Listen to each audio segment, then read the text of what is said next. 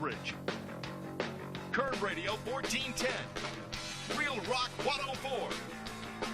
And Jesus Shack present the high school football game of the week, exclusively on Time Warner Cable.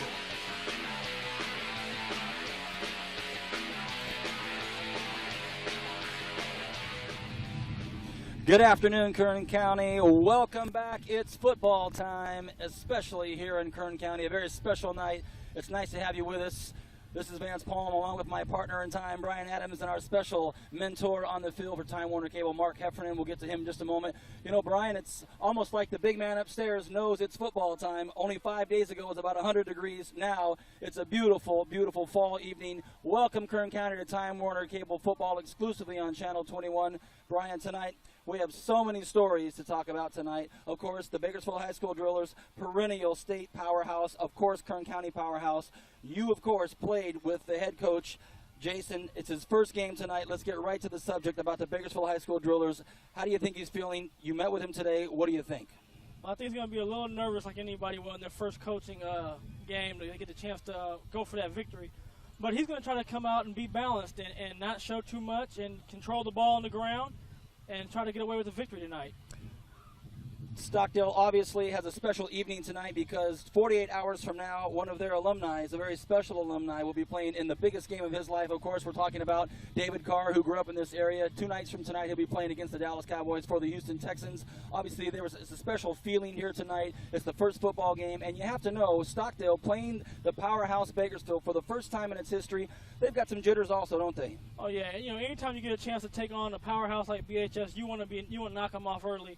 And just like David Carr's having a big debut, Sam Betty, who's proceeding behind him, has got a good chance tonight to get a victory if he can have the pinpoint accuracy and control his team's emotions. One of our colleagues in the media in the Bakersfield, California, Kevin Eubanks, has written about this game that we're doing tonight so succinctly by saying there's so much change that's taking place, not only in the league but for these teams. Obviously, you being a former Bakersfield High School driller, the new uniforms, the new look, the new faces, the new names. Let's first of all talk about their special quarterback. You've watched him play. You know him personally. Tell us about their special kid behind the center tonight. Well, Javante Francis is what you call an athlete. You know, he's a big kid, 6 foot, 195, very active. He can beat you with his arm or his legs. You know, he's very much in the mode of the Michael Vicks and those caliber guys that you see in the NFL at Donovan McNabb's. Well, we're up here high where the wind is blowing. We're going to go down low to the mentor of Time Warner Cable Football, your former colleague, and now he's down there with all the action. Let's go to Mark Heffernan. Mark, what do you have? It's the first ever meeting between Stockdale High and Bakersfield High from Mustang Stadium. Stockdale led by Sam Betty, their 6'5" quarterback. Their offensive line is all new.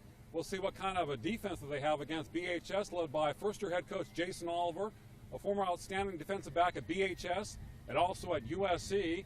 Jason has only 2 returners back from last year. One of them is quarterback Francis. We'll see what happens this evening from Stockdale High School as a Mustang, so it's the Drillers, and their first ever meeting. Vance, Brian. Well, Brian, you know,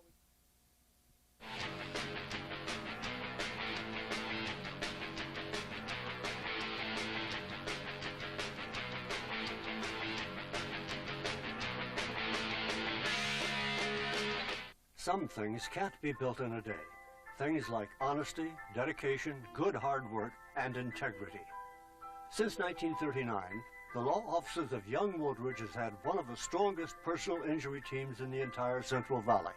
Today, that team is stronger than ever before.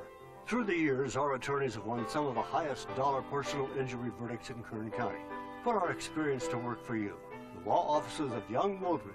Integrity you can trust. 101.5 KGFM, your station for continuous soft rock favorites. Listen at work. Listen at home.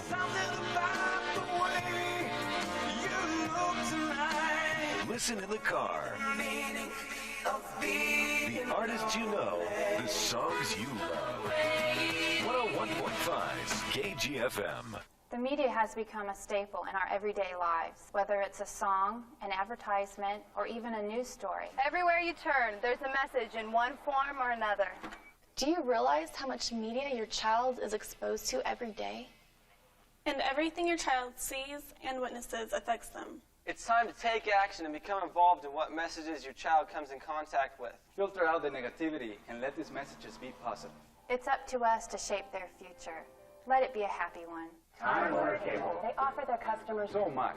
For one, there's Roadrunner High-Speed Online. It's 50 times faster than dial-up. And 33% faster than DSL. Doesn't even compare. Plus, it's always on. No dialing in. I got free installation. You can't beat their customer service. They're always friendly and really helpful. And the extended lobby and phone hours make it easier on my schedule to make changes and additions to my account. But you know what is really great? Digital cable. Oh, do I love digital cable. There's over 240 channels. And the on-screen guide is great. You can watch one show and at the same time check the other channels and see what else is on. Plus, the parental control is a good thing to have when you have young kids. Eye control. You watch movies you want, whenever you want. You can pause, rewind, fast forward, stop, or replay the movie anytime. There are no tapes to return or late fees. You control it all. Time Warner Cable. My entertainment connection.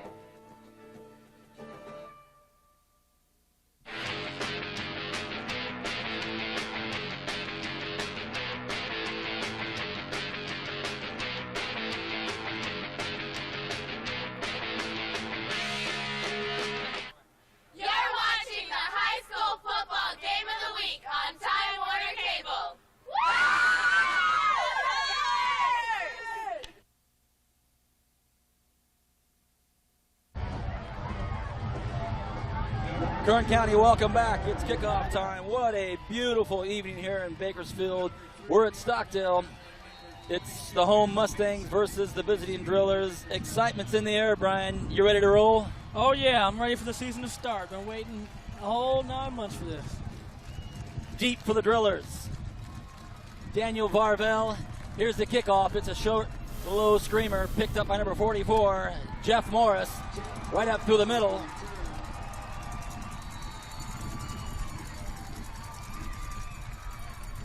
So here we go, first game of the year, 2002, Time Warner Cable's football game of the week exclusive. Brian, at the beginning of the show, we talked about the excitement level here from both teams. Obviously, with head coach Jason Oliver over Bakersfield High School, didn't want to show a lot to the media, understandably so. He's taking over a legendary program. As many changes as there's been made in the Kern County process, very few changes made at Bakersfield High. Let's see how we go with our brand new Bakersfield High School coach and our new Bakersfield High School quarterback. 1st and 10 on the 36. The pitch goes out to Varvel. Brought down by number 24, Mike Caraway.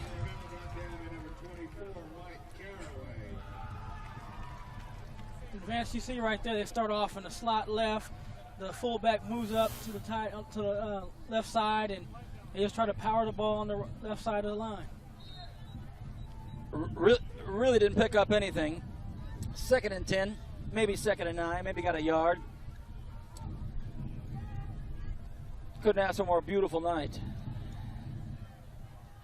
2nd and 9. Francis looks back. Could be audible. In motion goes Giovanetti. Drops back, Francis looking long. Giovanetti wide open. Oh, and he overthrows him. Could have been 6 right off the bat, Brian.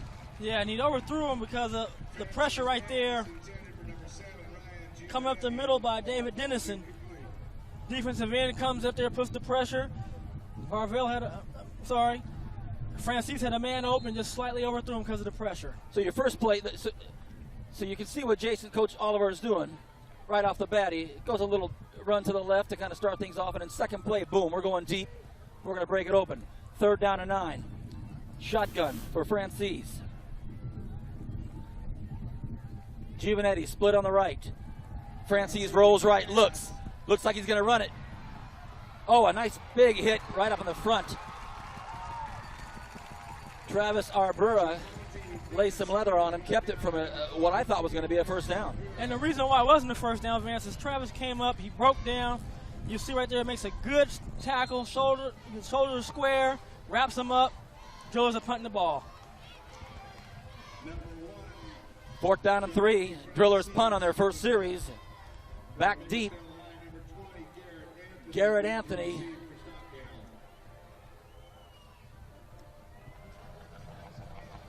A big, long boot.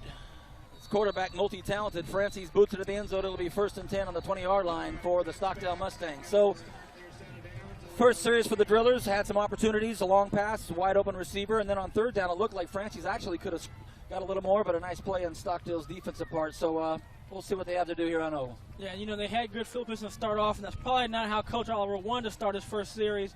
But right now, your defense comes out. You want to get the ball back, force Stockdale to punt.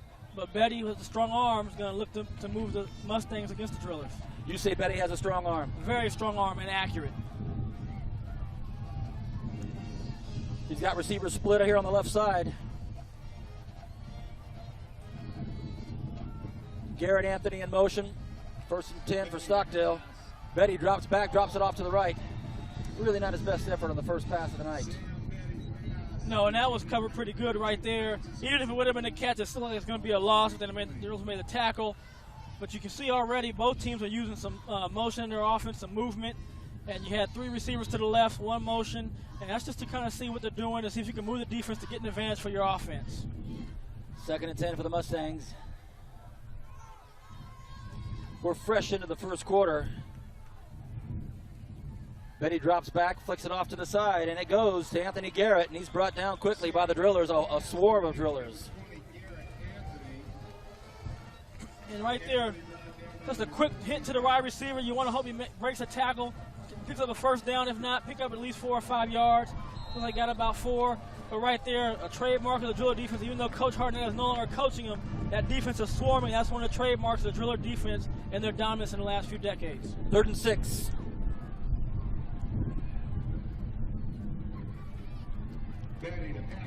Betty drops it off to Anthony Garrett. Not a bad play, but once again, echoing Brian's words, Driller defense at its best, swarming, brings up a 4th down, and we're going to see the Driller offense here in just a moment again. I don't see the punt team coming on unless the punter's already on the field, which is most likely the case, or no, Brian. 4th and 3. Looks as if Stockdale is apparently going to run a play and not the punt, but here comes the fancy stuff. And that was just a ploy to try to hold in their return team. And, you know, the Drillers do have speed. It's one thing they get. They reload on that. And let's see what they can do in the punt return. After that, all I can tell you is Derek Lee's waiting, and maybe the fancy stuff's not going to work. Oh, goodness. Mark Perez fumbles the ball, and it's Driller football. So Stockdale gambles early. Maybe not necessary for the fancy stuff. It ends up being a shaky snap. Mark Perez drops the ball, and all of a sudden you've got the Drillers in a very advantageous spot here. Yeah, and I think that's kind of really what happened right here. I think we got a high snap. Mark Perez is a good receiver, couldn't hold it on. Right now he's just going for his life, trying to pick up a 1st down. You know, early in the year, Vance, this is where you have problems with your special teams. And that's where you got to hope you don't have these mistakes so you have a chance to stay in a ball game. So all of a sudden it's Drillers' ball, 1st and 10. On the 29-yard line of Stockdale, costly error, and here comes right off the bat Daniel Varvel with a nice run. And you know, when you're at the pro ranks and the college ranks, you can maybe overcome something like this mentally, but you know, at the high school ranks, you know, 1st and 10, the 29-yard lines, all of a sudden they've got a 3-yard pickup here for another 1st down. Stockdale's kind of wondering, huh? Well, yeah, and right now their defense is sucking up, and they just say, hey, we made a mistake, we turned the ball over, but right now let's give them no more than 3 points. Exactly what Coach Oliver's hoping for.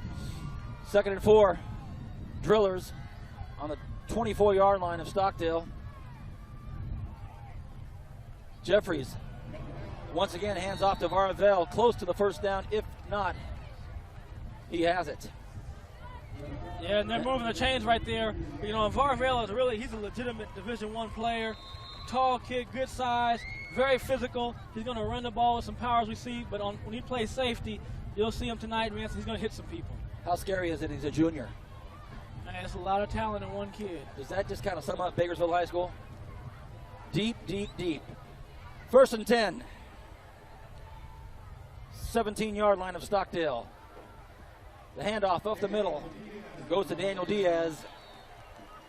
Another 5-yard pickup. So the early goings has Stockdale on their heels. You know, and one of the things that's been throughout the couple decades of Driller offense is they've been able to take advantage of turnovers. And right now, we're watching this Driller team do that right now. They're just pounding the ball right now up the middle and the one counter play. 2nd and 2, 10-yard line. Jeffries drops back in the shotgun. He's got two stocky running backs protecting him. Could be a running play. It's a draw. Oh, nice play.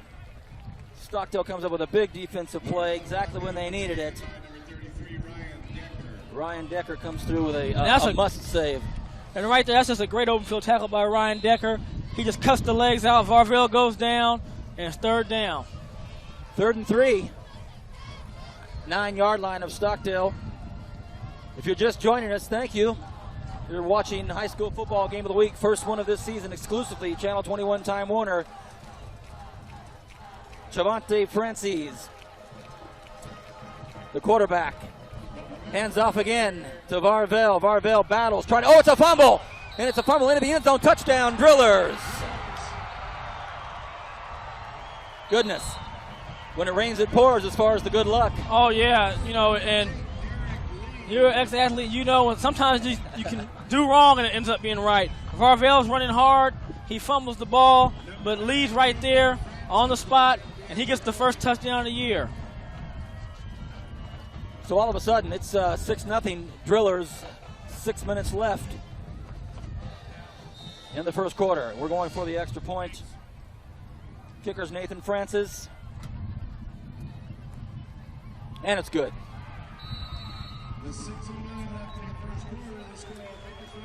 And right here, this is just power football. Varville comes off the right tackle right there, pushing, fighting. Good hit right there. Ball comes out, and there's Lee. Johnny on the spot. Touchdown. Well, nice pop by Brett Shelton. And Shelton did a good job of putting that shoulder pound on the ball. It squirted out. But unfortunately for Stockdale, unfortunately for the Drillers, Derek Lee was there to pick up the ball. So, Brian, let me ask you this question.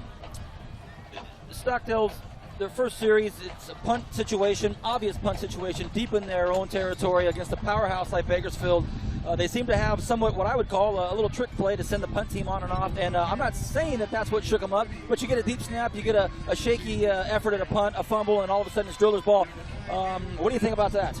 Well, you know, a lot of teams in college do it. You don't see it so much in the pro, but you just see teams that do that. They set up and they run on. You know, you practice it all week long, but it's nothing like those first game jitters. A long snapper, he's a key component in your game. And you know, if he wasn't, they wouldn't last so long in the NFL. Do you think Bakersfield High School was truly expecting a fake punt or for them to go to for a first down? I was thinking they might have just put Betty back and just had him quick kick it so the return man for the Drillers don't get a chance to run it back. Exactly. And possibly that's what they were going to do. Here we go. Drillers kick off. They're up 7-0 quickly. Nathan Francis gets ready to boot again. Man, what a leg. Second straight kick, and possibly this south wind just pushed it in the end zone. Let's see if Stockdale can regroup and get something going here. And that's the key thing. You regroup. You come to the sideline. You got a senior quarterback. He's going to be your leader. You calm him down. You say, hey, 6 minutes only in the first quarter. Got a lot of game left. Let's just try to get some momentum back on our side, pick up some first downs, and see if we can put the ball down in the end zone ourselves. That's the voice of Brian Adams, former BHS Driller, UCLA Bruin, and proud to have him here with us. 1st and 10 on the 20-yard line. That's Betty. Oh, hands off to number. That's a great run to Francis Ojukwu. And Varville laid some leather on him. And I alluded to earlier, last year we watched him in a few games. I mean, he comes and he hits you. But also, that's a good, strong run. And that's the way you want to come back after the turnover and give up a touchdown. 2nd and 2 on the 28-yard line for Stockdale. Garrett Anthony gets the handoff on the side, but Driller defense looks good. I don't think there was a gain. Covered a lot of ground, but it was all sideways, if you will. Yeah, and they had a guy come off the edge. He forced the runner to come outside a little bit. Corner's playing his position. Well coached, stays at home, breaks down. And then once again, you see 3 or 4 drillers tackling the ball. Garrett Anthony comes out. Matt Scott replaces him. Matt Scott is a senior wide receiver, 5'7", 155. Let's see if he plays any role in here. Yeah, and you got a cluster right there, 3 receivers on the left, single back. Looks like motion on the left side of the offensive line. Looks like the left guard might have nudged just a bit. And Vance, and that's what you're going to see in these first few weeks. You're going to see the jumping of the line, the missed snaps, because they haven't really been playing under game conditions. It's only been in practice. You can never simulate the game in practice. And to echo that sentiment, last night I watched the opening night of NFL. In the first 5 minutes, the $1 million players are making these mistakes. So it happens, Oh, yeah. 2nd and 7. Betty drops back. A nice look out here to the left. Garrett Anthony gets brought down heavy. Looks like a nice play. Could be a first down. Mason and Valentine come through with a nice tackle, but this is what we need from Stockdale. Yeah, and right here, Betty throws it out right there on the money. Gives his receiver a chance to catch the ball and run, and then right there, Anthony makes a good job of getting up there and pick up the first down. So early on, Garrett's their workhorse, number 20 for Stockdale. He's touching the leather quite a bit. It looks like he's going to be the workhorse, but they do have a very good receiver. Because right now they're slot right. First and 10.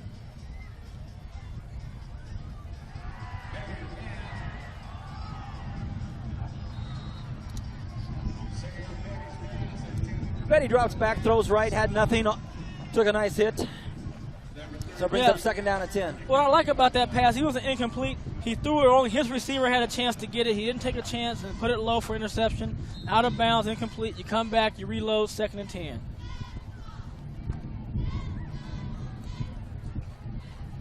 Second and 10, 33-yard line. 4 minutes left in the first quarter. Mustangs of Stockdale trying to regroup here, come back, make some headway against this driller offense. It's already got 7 points on the board. Betty drops straight back. Lets it fly. Looks like it's picked off. There he is, folks. Daniel Varvell. There's your D1 player, as Brian Adams said, and it's already quickly 13-0 drillers. And there is a flag on the play, so we don't know what the call is. But right there, Sam Betty's trying to make something out of nothing. He throws it out. Varvell, a great athlete, breaks on the ball, intercepts it, and possibly could be a touchdown depending on what the call is. Looked like Betty was dropping back as he was releasing. And they called an ineligible man downfield. It's declined, touchdown Varvell. So Kern County, for the first few minutes of this ball game, it's all drillers already. 4 minutes left in the first quarter. It's 13-0 Bakersfield High School. Getting ready for our extra point kick. Stockdale in need of some power here. A quick surge of energy and power. You've got the coaches on the bench regrouping. Got the chalkboard out saying, hey, fellas, you got the offensive line here going over some things with the coach. Not sure it's really truly in their pocket. We'll see. 14-0. Field goal's good.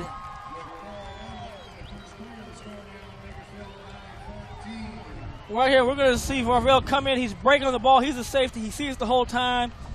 There's nobody out there. And with his speed and his natural instincts, that's just an easy money play for him. Baseball term, can of corn, right? Oh, yeah. It's going to drop in your hands. Nice play from Daniel Varvell. So, head coach Jason Oliver has to be happy. Starting off with 2 quick TDs in the first quarter. You're watching Time Warner Cable exclusively on Channel 21. Our first high school game of the week for 2002. Very shortly, we'll head down to the field to see what Mark Heffernan has for us in just a few moments. Yeah, and right now, if you're Coach Oliver, you couldn't have asked for a better start. Your first series was kind of shaky, but your defense has come in. Special teams made a big play. Varvell interception, and right there, and right there, Stockdale's having some problems. Somebody hasn't come out on time to be on the kick return team, and the coach is upset at that because there's no need for you ever to miss your call on your time to come out on the field.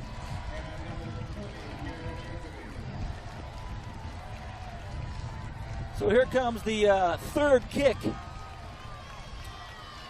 It's in about 8 minutes of play for Bakersfield High School. The Stockdale crowd trying to get into it, trying to get fired up. They want to support their guys, and of course they will.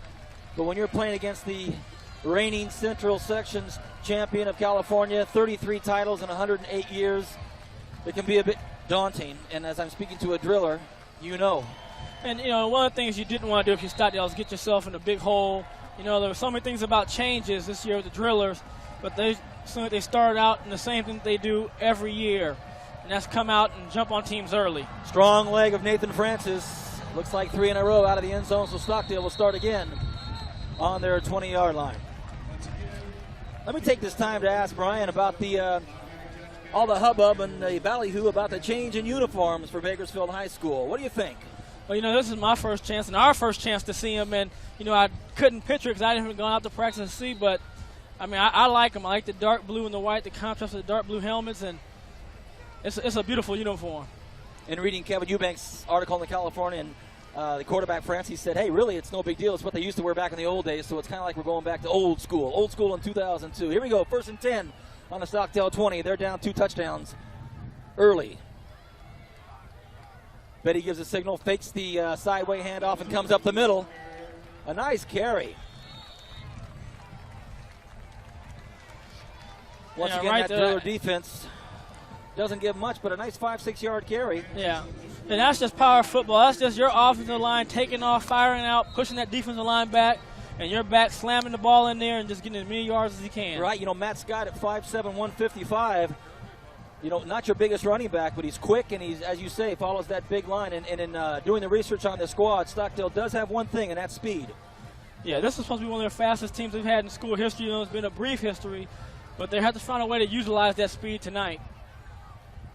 Garrett Anthony in motion. Dropped ball. Will the Drillers pick it up? They'll scoop it up. And it looks as if it will be Driller ball. A devastating opening quarter for the Mustangs of Stockdale. 3 series, 3 turnovers, Drillers ball on the 6 yard line. It's not easy to paint a pretty picture. Now we're going to see the end right here, and that's just going after the ball, and again, a mishandling of the ball by Stockdale, and the Drillers, you see 3 or 4 guys can pick that ball up. So, I mean, they get to that ball, they use their speed, and, you know, like I said, Coach Oliver couldn't ask for a better start in his career. 1st down and goal on the 7 yard line. Varvel takes the handoff and he brings it up to the 4 yard line. Brian, as you mentioned early on, first game of the season, there's no way to duplicate live action, so we will see some missed handoffs. We will see some offsides. But isn't some of this maybe some pressure also against playing the Drillers? Well, you know, like I said, this is the first game in Stockdale's history ever played the Drillers, and vice versa. And, you know, with that big history of the Drillers, you know, it is a lot of pressure to come out in your first game and play them. Varvel up the middle. And it's a fumble. This is exactly what Stockdale needs. A dropped ball. I didn't really see it until Aaron Ballman came out of the pile with the ball, and I thought he might have just stripped it after the play, but it truly is a fumble. Interesting note here, no whistle, so you wonder if it was just kind of a snafu here on the referee's part, but either way, Stockdale's got the ball, albeit on their 2 yard line, but they'll take it. Yeah, and right now, that's the break they needed, because 14-0 is a lot better than 21-0. You just took the thought right out of my brain, Brian.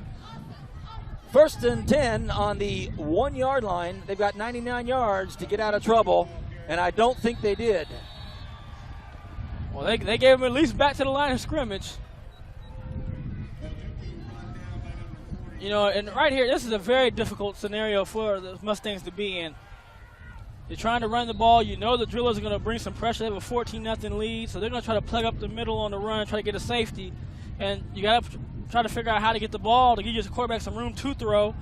And, you know, sometimes this is where you see those plays, where you see a 99-yard touchdown. Coach Brian Adams, what do you call here? I call just hand it back to the running back again and try to just move the ball.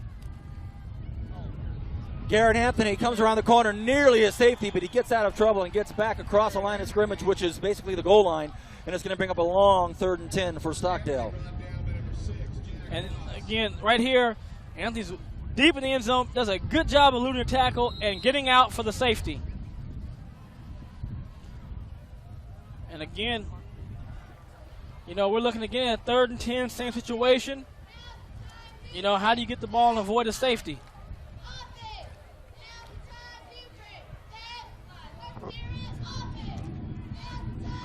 Third and 10. Stockdale on their own goal line. Betty drops back, scrambles, gets loose. Gets about 8 yards on the play. And I believe that'll be enough yards to make it a comfortable punting situation for the Mustangs of Stockdale. We're a minute left in this first quarter, and it's a quarter that couldn't end soon enough for the home squad of Stockdale. No, but they avoid disaster right there. Betty did a good job of picking up some room so they can punt the ball. Once again, it's 4th and 3, and here comes the punt team. Surprised to see this again. Well, they're going to keep doing it, man. That's what their system is. And as they get used to it, they'll just get better snaps, like right there. A good snap. Here comes the punt. It's a low one. It's a roller. And it drops on the 40-yard line. It'll be 1st and 10 for the Bakersfield High School Drillers with a quarter of a minute left here in this first quarter. Once again, the Drillers have good field position.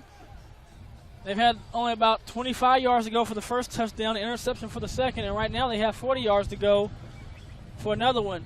But Stockdale's defense held last time. They need to hold again and keep their team in the game.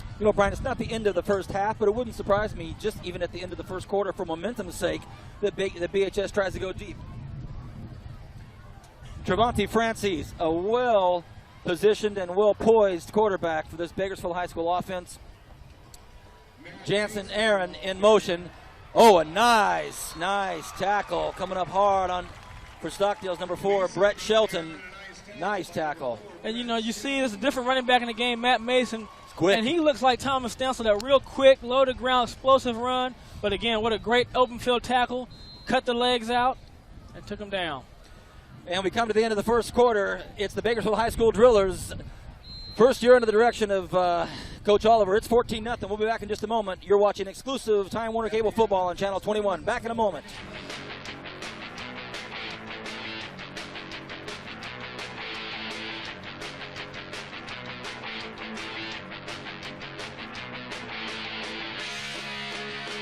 Some things can't be built in a day. Things like honesty, dedication, good hard work, and integrity. Since 1939, the law offices of Young Woodridge has had one of the strongest personal injury teams in the entire Central Valley. Today, that team is stronger than ever before.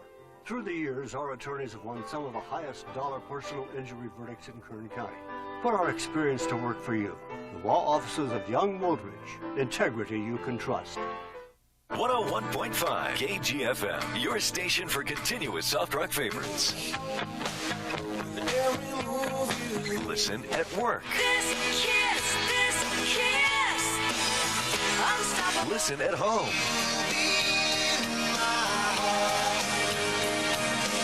Listen in the car. The artists you know, the songs you love. 101.5 KGFM.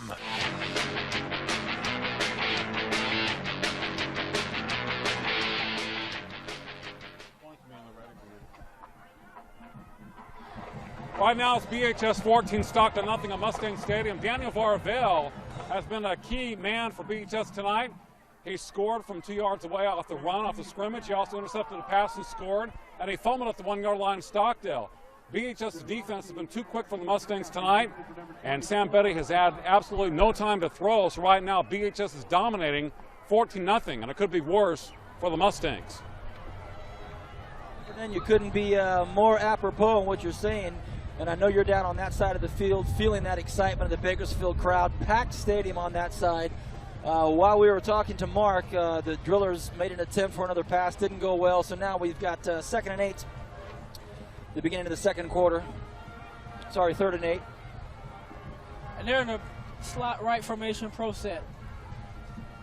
Francis dumps off to the right side. Derek Lee picks up a first down. No matter who they throw to, it's success. Yeah, and one thing that's been trademarked for the Drillers is they have skilled players and they just keep reloading. Right here, he just breaks down, splits 2 defenders, has a nose for the first down, chains are moving. You said it. He knew exactly where the needle was, didn't he? You know, and that's just instinct. You know, I mean, you can work on it in practice, but the kid has to just have it in his blood just to know where to go. 1st and 10, 30-yard line of the Mustangs just into the second quarter. As Mark Heffernan said, it's been all BHS. And let's see if it's a running play. And it is.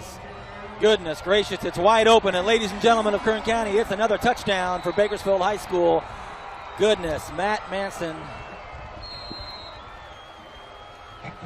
busts out with a big run. Well, if you're a Driller fan, you were watching the Drillers last year, it looked very much like Thomas Stansel. I alluded to that earlier. He has that look, the real quick choppy steps, low center of gravity, real shifty. He's able to change gears running full speed, and that's just a trademark of very good speed backs. You see it on any level. So we've got Varvel running it up. Now we've got Matt Mason running it up, both of them juniors. Yeah, you know, and I didn't feel sorry for the Drillers when I was reading the paper about them reloading. Yeah, hard to feel sorry for the Drillers. Extra point is good. So Kern County, all of a sudden, it's 21-0 Bakersfield High School over the home team of Stockdale. And right here, this is just designed. You got a guard pulling out to the left. Watson cuts it back. And right here, good block by the receiver downfield. And here he goes right into your living room for the touchdown. Boy, that's a nice shot, Time Warner Cable. Nice shot. Once again, Kern County, you're watching these exclusive shots on Time Warner Cable. Beautiful shot. Good work, fellas. Appreciate it. So here we go. Bakersfield back out to kick off their fourth kickoff in a little less than 13 minutes. Yeah, we just had a picture of Coach Oliver talking to his guys on the sideline. And one thing he wants to talk to them about is we can't have let-ups now. We got them 21-0. We don't want to get a little big-headed, relax, and let the team back in the game. Right. The first Friday night in September is not the last Friday night in November. You're right. And I used to have a coach, Coach Newhouse, who coaches the Washington Huskies. He's my receiver coach, and he'd always tell us the games to remember are played in November. You got it.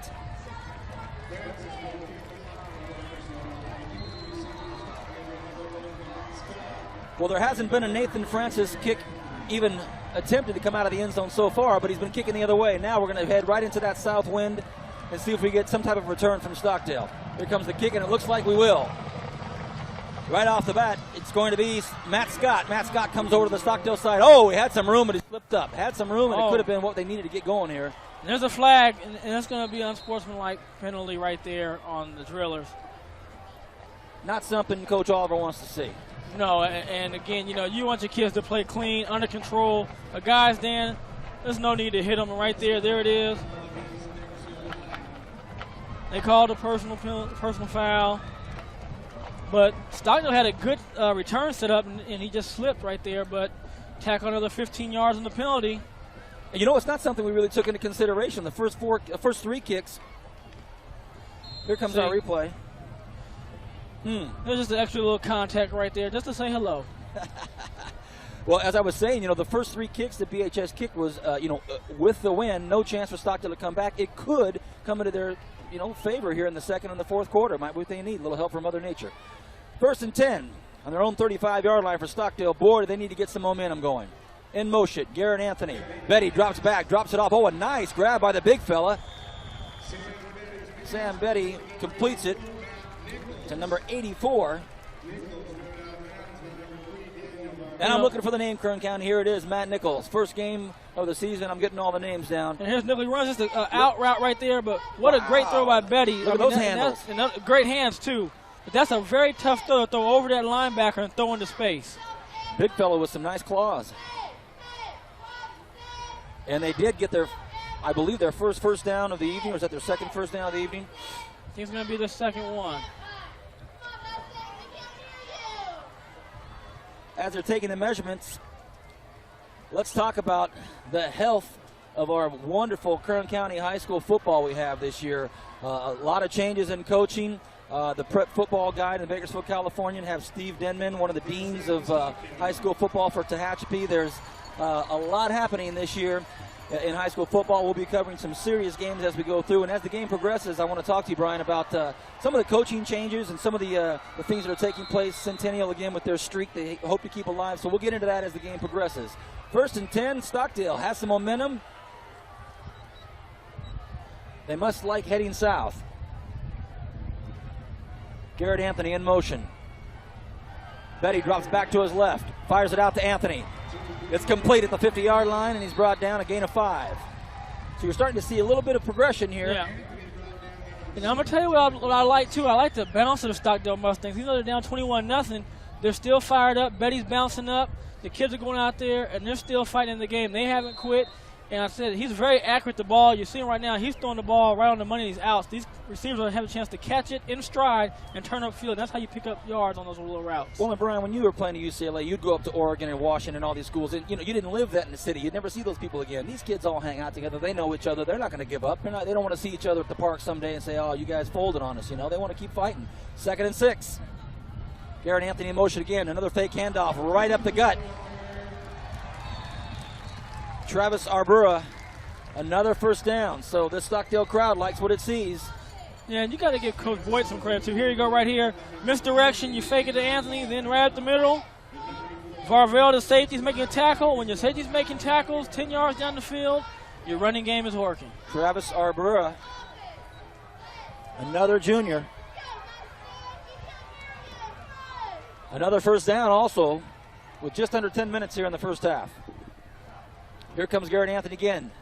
In motion. Betty drops back, escapes trouble, but not this time. And he's hammered by that front line of the Drillers. Yeah, right there he has some pressure on the outside from his blind side. He did a good job to elude the first rusher. There are just too many Drillers there waiting for him to clean up, as you'll see right there. Excellent coverage in the 3, DBs. 4, 5. And then Varvell's a safety. He's even getting in the piece. So, I mean, there wasn't much time to do anything on that one. Yeah, we certainly expect to hear some more of him as the season progresses, Varvell. 2nd and 13 on the 45-yard line of the Drillers. Stockdale hoping to keep this momentum going.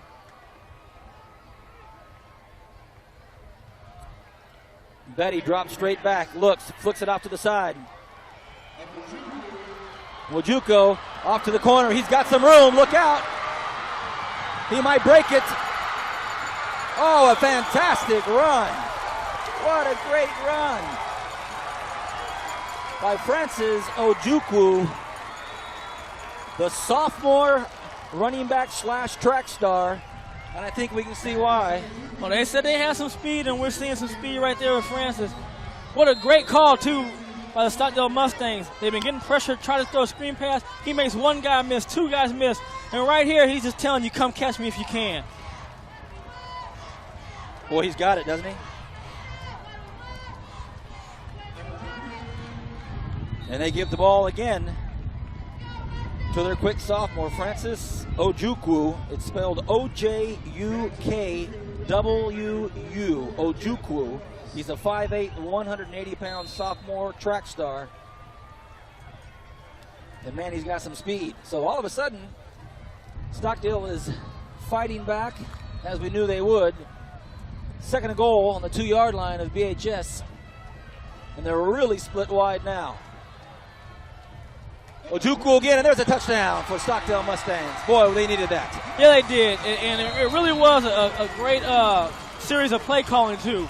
They used the Driller speed and aggression against them, hit them with the screen. They were hitting them some quick hits, runs at the middle. And right there, they spread the field out, open it up. Hands up Ojukwu again. He just walks in, doesn't even get touched.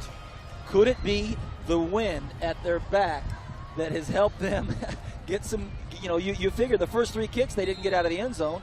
And then once they get some wind behind their back, you never know. Strange things like this happen. And in any kind of sport, how many times have you seen a play where a penalty, unsportsmanlike conduct, personal foul, kicks off some momentum, they moved the ball 15 more yards, had good field position, and then they rolled from there. Way to go, Stockdale. Extra point attempt. Oh, it hits the uprights, and wouldn't you know it, after a great drive like that, the last thing you'd ever expect is for the ball to bounce off the right upright. Mark Perez Had a nice foot on it, just, hit the uprights. So, Stockdale marches down the field on the strong legs of Francis Ojukwu. All of a sudden, it's 21-6, and the Mustangs are on the scoreboard. And that running game is so key because that allows you now to take some pressure off your passing game, and they have to respect the run. You have to bring players in there to stop it. When that happens, it opens up that passing game, and watch out for Betty. If you're just flicking over to this channel, we certainly appreciate it. You're watching exclusive Time Warner Cable Football High School Game of the Week, the first of many this year. We're excited to have you with us exclusively on Time Warner Cable. Brian, it's a pleasure to be working for you this year. It's great to have Mark Heffernan down on the sidelines. We'll go to him shortly to get some more on-the-field inside information. Well, I just want to thank you guys again, Time Warner, for bringing me back and allowing us to do this again. This is really very fun. Now, Vance, we've been talking about the win. Will the ball go in the end zone on this kick? Well, based on the lick that Mark Perez put on that extra point that didn't go in, I happen to think this guy's going to boot it through the uprights. Let's see. It would certainly help them to not have any type of a run back from the drillers. I think that's key because both those guys sitting back there have some potential to do some damage. Speaking of those two that we have back there, it's Gordon Cooper and Daniel Varvel. Do you know much about Gordon Cooper? Well, Gordon, I know, is coming up, and I believe he's a junior also. Too. Yeah, gosh, next year we're going to be here calling some more serious BHS games. Here we go. Kick it long. Oh, he kicks it low. Surprising.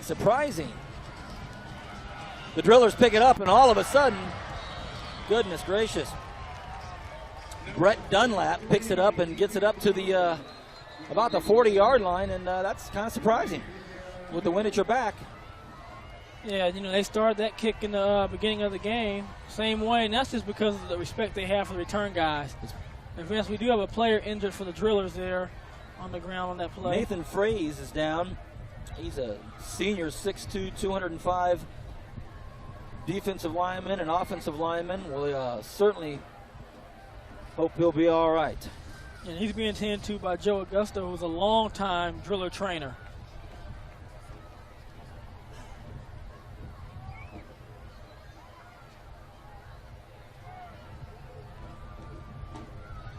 So we've got to stop on the action on the kickoff from the Stockdale Mustangs. We have an injured player down. Once again, it's Nathan Fraze. See Coach Oliver out there himself. Always a concern in this sport. These young players work out all summer, double sessions. They're in the weight room. They're conditioning as hard as they can. And with a sport like this, you just never know. No, you don't. And all we can do is hope that he's going to be okay and see him get up a little bit.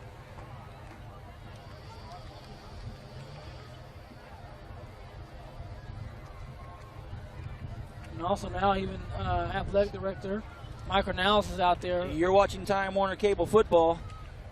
We have a little stop in the action here. The drillers are up 21-6. For a quick recap, if you're just flipping over to our channel, drillers started off very, very quick, marched down the field. Got a couple breaks right off the bat. Stockdale on their first drive, they mishandled their deep snap. He had to scramble to get a punt off, didn't get it off. There was a fumble. BHS capitalized, scored very quickly. Another turnover the next series for Stockdale. BHS scores quickly, and then just 3 quick scores. Yeah, and that's what it's been. And Stockdale did a good job of sustaining the drive and putting up some points on the board. Could have a game. Well, the good news is that Nathan Fraze is up. He's not moving quickly, and a whole host of gentlemen down there in the field helping him, including head coach Jason Oliver. And, his first year as a head coach, he plans for everything, but never wants to see an injury. Yeah, an injury is one thing that no coach or no team can plan for. Like I said, you just hope the kid recovers quickly and he's not hurt too bad, and we'll be able to see him play again this year. 1st and 10, driller ball on their own 39-yard line. For those of you who have been here from the beginning, you've seen this impressive driller offense. Behind the guidance of Travante Francis, the multi-talented Daniel Varvel. Matt Mason has had his share with a nice touchdown run just recently. Jeffries audibilizes. Here comes Ryan Giovanetti in motion. Jeffries drops back. It's long, it's deep, it's lofted, and it's picked off by Stockdale. Another big break, and it is a beautiful, beautiful piece of coverage work by number 4, Brett Shelton. He just stayed with it the whole way, never ever gave him a chance to catch this ball. No, and right there, that was just a misread. Right here, they're going to play action in the backfield. He looks up. The whole time he's going to throw the ball. He already made his mind throw the ball. He's throwing a double coverage. You'll see right here. Shelton's on top. Corners underneath. He gets the interception, and that's a break Stockdale was looking for. What they call in basketball, telegraph. As you say, he was going to the same receiver the whole time. Here comes Stockdale. They're marching again. 1st and 10 on their own 25-yard line. Garrett Anthony in motion. The handoff to their track star. Jabuku does not pick up any ground whatsoever. The driller's all over him. So, tit for tat, giving the ball back and forth. Maybe BHS feeling a bit confident. They try to go deep on their second series here in the second quarter. Doesn't pay off. Let's see what Stockdale can do. You're watching the high school football game of the week on Time Warner Cable. 2nd and 9. Stockdale on their own 26-yard line. Matt Scott split out here right. Garrett Anthony in motion. Timeout called by Sam Betty. So the first time out of the ball game taken by Stockdale. It's at 6:52 left in the half. It's 21-6 Bakersfield High School Drillers. Hey, Kern County, we are so proud and happy to have our sponsors that help us put this telecast on, and we're very, very thankful for the law firm of Young Woolridge this year. They will be presenting at every single game a player of the game, once again presented by Young Woolridge, and that will take place after the game. Our very own Mark Heffernan will be on the field at the end of every game this season presenting the player of the game, presented by, once again, Young Woolridge. And Brian, there's no one better to be around of a bunch of attorneys than Mark Heffernan. Does he need the help? When we go down to him to the field tonight for that presentation, I have a few choice words for our friend Mark Heff down there in the field with all those attorneys. And we're going to go down to Heffernan in just a moment, try to get the word on Nathan Fraze to make sure he's okay. Kern County, we've got some exciting football. Hey, I'm a former hoop player, you know, it's always on my mind. Some exciting football this season coming up. Next week, we have Foothill at West, Ridgeview at South, but now we've got 2nd and 9, Stockdale on their own 26 after the timeout.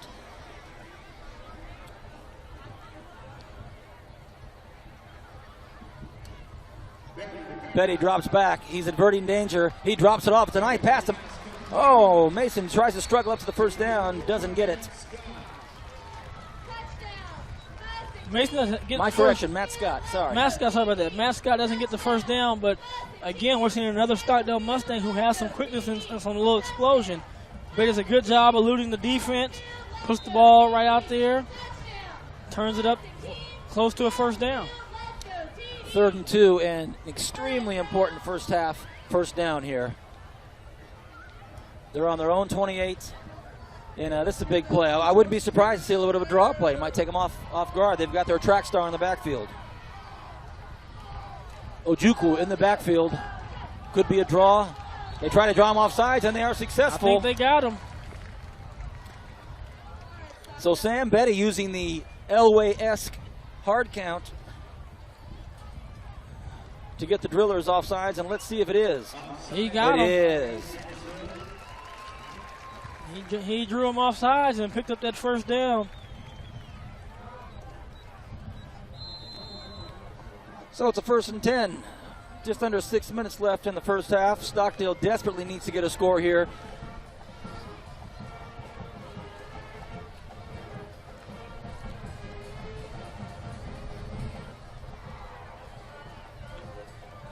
Once again, 1st and 10. Stockdale on their own 37. Sam Betty barks out the orders. He's all alone back there. Look out! Oh, goodness. The drillers are all over him. Matt Turner does the initial damage. Well, let's go down to the field to Mark Heffernan to find out about Nathan Fraze. Heff. Daniel Fraze is the injured Bakersfield High driller. The trainers are checking out his ankle and also the back of his knee, and obviously he is in a lot of pain. There could be some swelling around the knee area, definitely some swelling around the ankle, so not sure exactly what it is right now, but definitely Daniel Fraze is in a lot of pain. But right now the drills are putting the pain on Stockdale, 21-6. Vance? Appreciate it, Hef. So Fraze is down, and he's an integral part of their offensive and defensive line. Let's see how he recuperates. 2nd and 15 for Stockdale after Betty was taken for a loss. It looks like he might take this on his own. Can he get outside of this driller defense? Doesn't look like it. Oh, goodness. A hard hit by Daniel Diaz amongst others. Yeah, and the problem so far with the passing game, anything that's been downfield past 5 yards, is he's has not had time to throw it. Right here, he's scrambling right here, trying to do a little hesitation to get outside, but is well covered, takes a good hit, and brings up 3rd and 15. But the line's going to have to sure up the line, sit back, seal it up, and give Betty a chance to use his arm. And as I was watching that play unfold, I could see that there was no receivers open for Stockdale, so the DBs in Bakersfield High doing their job as well. Here we go, 3rd and 14 on their own 35. A key play here in the first half for the Mustangs. Garrett Anthony in motion. Betty rolls to his left. A nice pass out to the wing, and he gets it. Garrett Anthony pulls it down at the 45-yard line. He'll be 5 yards short. Big decision coming up here. Yeah, but, I mean, you can see right there, I mean, if you've been watching the game so far, it's just evident when Betty has time, he's accurate. He's got a great arm, and he's very poised, and we've got another driller down on the field. And right there you see, I mean, on the money, receiver almost makes the defensive back miss. 5 yards short of first down. Without that tackle, it could have been about a 40, 50-yard gain. Once again, we have another driller down in the field. We'll try to get you that information as soon as possible. There's a break in the action. 3:47 left here in the first half of our first game. Time Warner Cable exclusively on Channel 21. We hope to have you with us all season long with Brian Adams, my partner in time, and down on the field, the mentor of Time Warner Cable football, Mark Heffernan, going to be scooping for us down there this year. Have added a third man to the telecast. And once again, just an excellent job so far by everybody on the camera and in the trailer. Appreciate it. Let's talk about some high school football coming up this season that we'll be covering. First of all, next week we've got Foothill at West. First-year coach at Foothill, Scott Douglas, longtime assistant at Bakersfield College. Ned Permenter was the former dean of all high school coaches. He steps aside, so Scott Douglas steps into a big prominent role at Foothill High School against a longtime perennial power in Kern County football, West High. So what do you think about our next game coming up next Friday night? Both of these teams want to establish themselves and get back to where they used to be. West High going to that wishbone-type offense led by Coach Cornford. And then offense is going to be called this year by Mike Lewis, who was a Garza standout and also went to UCLA, and he's looking forward to running the offense. And Foothill, they just have to regroup it and see if they can pull together. They have a quarterback with a very live arm. Again, the quarterback is Junior Engel. Junior Engel, and Engel is just like Betty, real strong arm. He's able to throw that ball. So if they can give him some time, Foothill has a chance to do something maybe. Centennial High School. What a streak.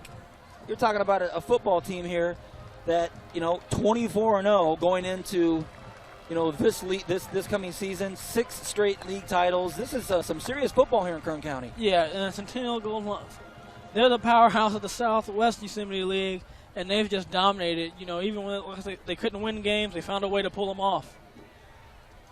Well, our driller has walked off the field under his own accord, which is always good news, and this is a big play. 4th and 4, 3 minutes, 47 seconds left here in the first half. You've got your offense. They know if they're going to make any kind of dent in this driller team for the second half, they need to get some yards. They need 5 yards right here, don't they? Yeah. And if they decide to go for it, there's 3 minutes and 47 seconds left. Your defense really has not been driven on. They've given, the scores really have come off of interceptions and good field position. Well, Kern County, we have some interesting things to talk to you about as far as Time Warner Cable and the progress they're making in their local sports. As you know, we have boxing under our belt. We have another big fight coming up in November. And, of course, Time Warner Cable's productions of tonight's game. Just give us a phone call, area code 661-322-1941. A lot of you high school students will want to get a copy of this first game, especially if you're a Driller fan and a Mustangs fan. You want to show everybody, all your friends and neighbors and relatives out of town, hey, this is my high school, and we're on local television. So once again, call Time Warner Cable Productions, area code 661-322-1941. You know, fans, that's a neat opportunity for a high school kid to get on TV, get some exposure, you know, and to get a copy of the game and to watch yourself play, and, you know, keep it so when you have kids and you're in your 30s, 40s, or 50s, you can say, hey, I used to play here. Let's go down to Mark Heffernan and see if he's got something for us down here as far as this interesting story that we have down there. Heffernan, you down there? Yeah.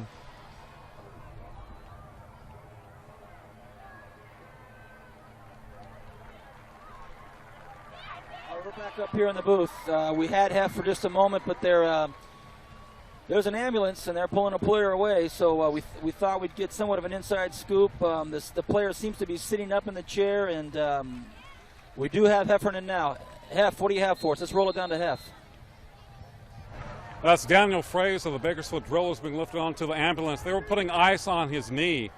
Initially, I thought it was an ankle sprain, but they were checking around the knee area, the front and the back area of the knee. They have a big bag of ice on it, so they're taking him off by ambulance as precaution. So we're not really sure as to the extent of the injury. I'm sure they'll run an x-ray, and we'll find out probably later what's really happening to him. At this point, BHS with a comfortable lead, 3 minutes to go in the first half.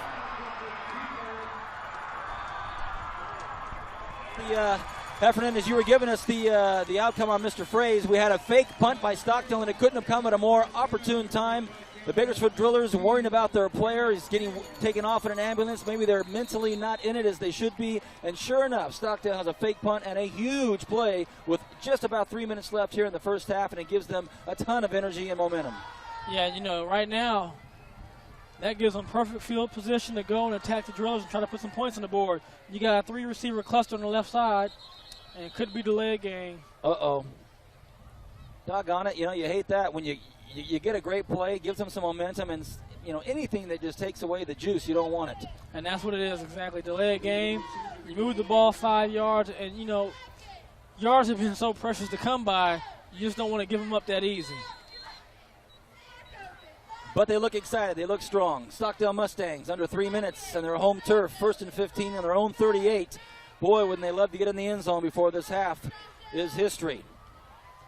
Strong right side presence with the receivers. That's just the right cluster formation. Sam Betty hands off to their track star. Oh, and he's just battling away. I'll tell you what, this kid, Francis Ojukwu, is lightning quick out of that backfield. Yeah, he has power too, so he's not like some track runners where they run real weak in football. He runs very strong. Right here, he hits the hole on the left side. He's just going to go head up with Varvell, and usually Varvell hits you and you go straight down, but right there, they're both fighting. He's hanging on to him like a bull. That's a good tackle and a good run. Wow, 2nd and 3 on the Mustangs' 27-yard line. 2 minutes left exactly. On the end, Bajuku again takes the ball, and he just battles and keeps going. He's got such great presence. He knows how to roll, knows how to keep his feet moving, stays low to the ground. First down. Well, you know, they had Freeman last year, and he had been their running back and their workhorse, but they have a new workhorse now. And you see right there, he's going right off tackle to the right, cuts it back, keeps his legs turning and going forward. Took a couple good pops and kept rolling. Hey, Kern County, we've got an exciting finish here to the first half. $1:40 left. Mustangs looking to score. They're on their own 18-yard line, 1st and 10. This crowd wants these Mustangs in the end zone. And a cluster formation spread far right. Garrett Anthony in motion. Betty drops straight back, looks left, might keep it himself, looks in trouble, doesn't get anything. Yeah, right. That's another good job of the Driller secondary. Exactly. Covering all the receivers and keeping everybody covered, because right there he finally had some time, but there was nobody open. Timeout Stockdale with 1:10 left. This is critical timing here, decision time for these Mustang coaching staff. They want to make sure they take advantage of this. I'm certain they're not thinking field goal right now, but it's at least a thought. If they can't get it in the end zone on the TD, they want to at least get 3. Yeah, they're definitely looking to get pay dirt, and they want the 6 points on the board. second down, you still have quite a few plays you can run this far out from the goal line. As you get closer, your playbook diminishes because you don't have the ability to spread defenses out as much. But I tell you, I like giving the ball to Ojuokwu. Is that how we say it? I'm gonna call him Francis because it's easy for me to say it. But Francis is a tough runner. Well, and I'm gonna play off his name on what he does to some of those defenders. Ojukwu. Well, we can call him that Ojukwu because he's been juking a couple of them. I think we might just call him Juke. I think from here on out, and if mom, dad, brother, sister, grandma, grandpa, if you're listening, we're going to start calling your son Juke. He's got it in him, and that's what we're going to call him. Francis Ojukwu, talented running back / trackster. He's alone in the backfield. And again, a right cluster near the line. Betty straight back. He looks poised, looks good, launches it up in the corner. What's going to happen? Oh, a nice play. Both number ones are in the corner. Trevante Francis is going at it with Matt Scott. A really nice play. It didn't look like any foul play there. No, that's just a good play right here. Betty throws it off his back foot. Since he's how strong his arm, he can get the ball out there. Actually, it's a nice pass. Yeah, and almost comes up with a touchdown play. Well, what a great shot. Thanks, Time Warner Cable. Nice shot, fellas. 3rd and 10. First half crunch time. 1:03 left. Stockdale on their own 18. Desperately wanting to get into the end zone after this long drive, delayed by a couple of timeouts and an injury. Alone in the backfield, Ojukwu. Garrett Anthony in motion. Betty, a little bit of step to his right. He lets go. He's got a man open. Oh, it's deflected by number 22. Matt Mason gets his hands on it, and I think he stopped a sure touchdown. Yeah, he did, because I just thought he had him, but Mason made a great play, able to stop his momentum, dive back, and just barely deflect the ball out of the way. Look at this coming right in your living room. Thanks, Time Warner. That was, and Varvel almost got an interception. So, I mean, it went from almost a touchdown to almost an interception, and now they're kicking for 3. For all you Sunday football players, and you're out there in the park playing, you know what it's like to see a ball coming right at you, and out of nowhere, some defender's hand stops him from coming in. It's almost there. So here we go. 4th and 10. Less than a minute left in the quarter and the half. A big field goal attempt for Stockdale.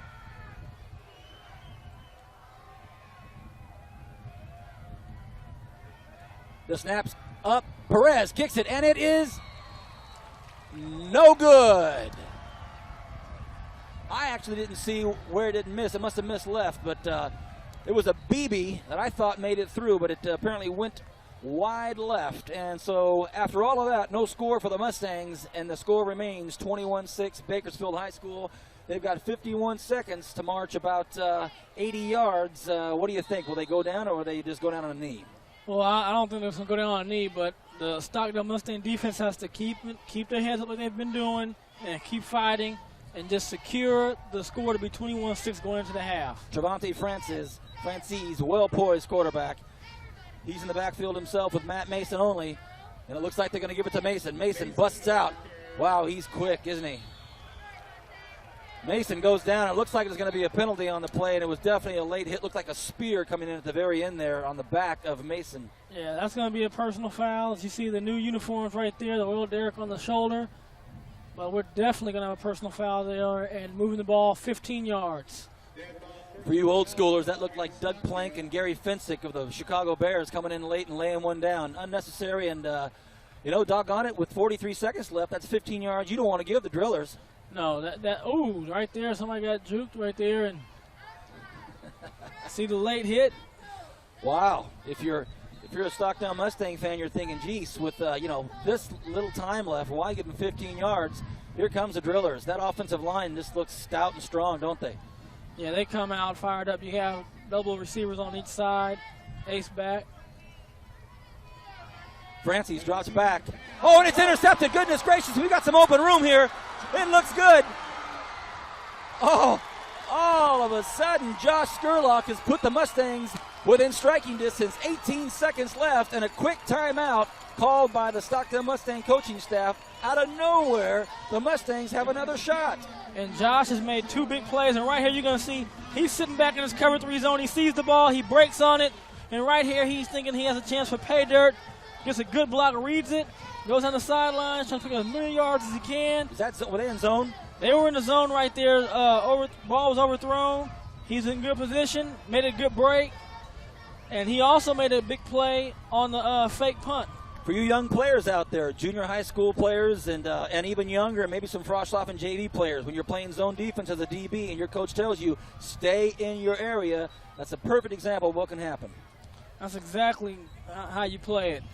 You're backpedaling your third, you're watching that quarterback, make sure nobody's deeper than you, the ball's thrown, you break on it, and see if you can make a play. Big break for the Mustangs, 18 seconds left here in the first half. The Mustangs have the ball on their own 23-yard line, 22-yard line possibly. They're out of timeouts. This is their last one. Now with Coach, what do you do? Now with 18 seconds left, on the 22-yard line or so, you can run about 3 plays if you pass the ball. Cannot afford to get sacked. Betty has to get rid of the ball if the pressure's too tight. But you can run a couple outs and then try to go for the end zone, or you can try to go for the end zone right off the bat, but you're going to get at least one shot to go to the end zone. Here we go, Kern County. 1st and 10. If you're a Mustang fan, boy, do you want to get in the end zone before this half is up. They have just been given a second chance here with less than 20 seconds left.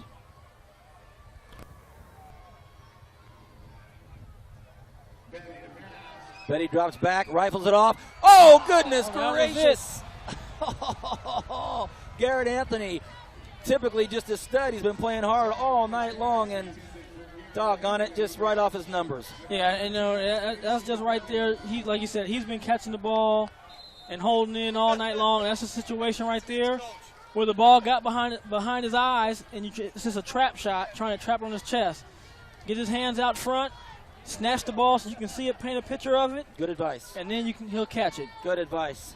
Well, our announcer's booth almost shook off the stands for all the Stockdale staff we had up here. Don't blame you. Hey, let's go get him again. That's what we say, huh? 2nd and 10. Betty back. Looks to this side. He's got a man open downfield, and it's a touchdown! Wow! Can you believe it? Kern County out of nowhere. Stockdale Mustangs come back and strike quickly. Well, we talked about Betty's arm, and I told you this kid has pinpoint accuracy. He hasn't missed too many receivers tonight, but right there, he throws a perfect pass out to the right to Cope. Cope does a great job of being aggressive as a receiver and attacking the ball, taking it from the defensive back, and putting 6 points on the board for the Mustangs. You're the head coach of the Mustangs. You're thinking, geez, we just dropped him right off our chest. We throw deep in the corner, and he catches the shoestring. That's fantastic. Here we go. They're going to go for 2. Obviously, they want to get this to 14.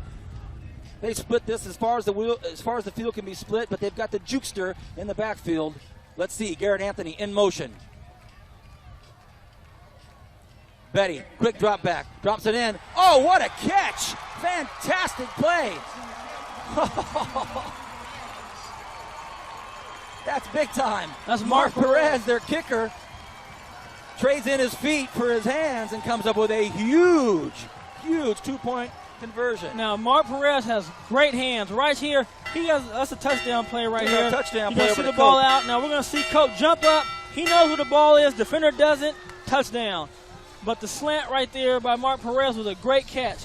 What he did was the opposite of what Garrett Anthony did. He caught the ball with his hands. When they try to put those hands out, you give yourself a chance to see the ball. Well, and right here, we'll see it. What do you think about Betty's arm and his accuracy? See how he catches with his hands right there? Great catch. Well, that's his strength. I mean, this kid has a big-time arm. He has a rocket and is accurate. That's some great concentration by Mark Perez. Hey, for all of you armchair quarterbacks at home and wannabe receivers, that's it right there. Yeah, it doesn't get better now as a receiver when you catch that. That looked like the great Brian Adams. Well, I don't know about that. That looked better than me.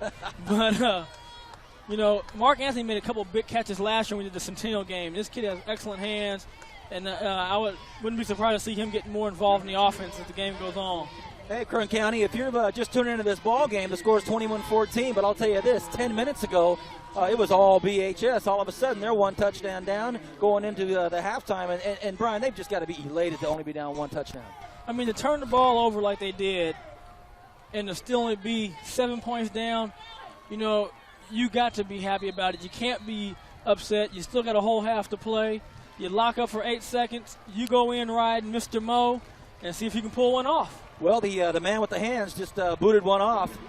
And we've got Gordon Cooper returning for the Drillers. Uh-oh. And that should take us to the end of the first half, and it is a very, very exciting and entertaining first half. The Bakersfield High School Drillers visiting the Stockdale Mustangs. They're up by 1 touchdown. It's 21-14.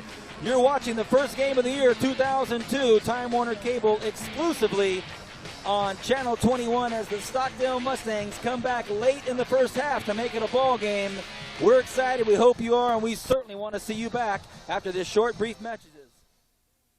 The media has become a staple in our everyday lives, whether it's a song, an advertisement, or even a news story. Everywhere you turn, there's a message in one form or another. Do you realize how much media your child is exposed to every day? And everything your child sees and witnesses affects them. It's time to take action and become involved in what messages your child comes in contact with. Filter out the negativity and let these messages be positive. It's up to us to shape their future. Let it be a happy one. Some things can't be built in a day. Things like honesty, dedication, good hard work, and integrity. Since 1939, the law offices of Young Woolridge has had one of the strongest personal injury teams in the entire Central Valley. Today, that team is stronger than ever before. Through the years, our attorneys have won some of the highest dollar personal injury verdicts in Kern County. Put our experience to work for you. The law offices of Young Woolridge. Integrity you can trust.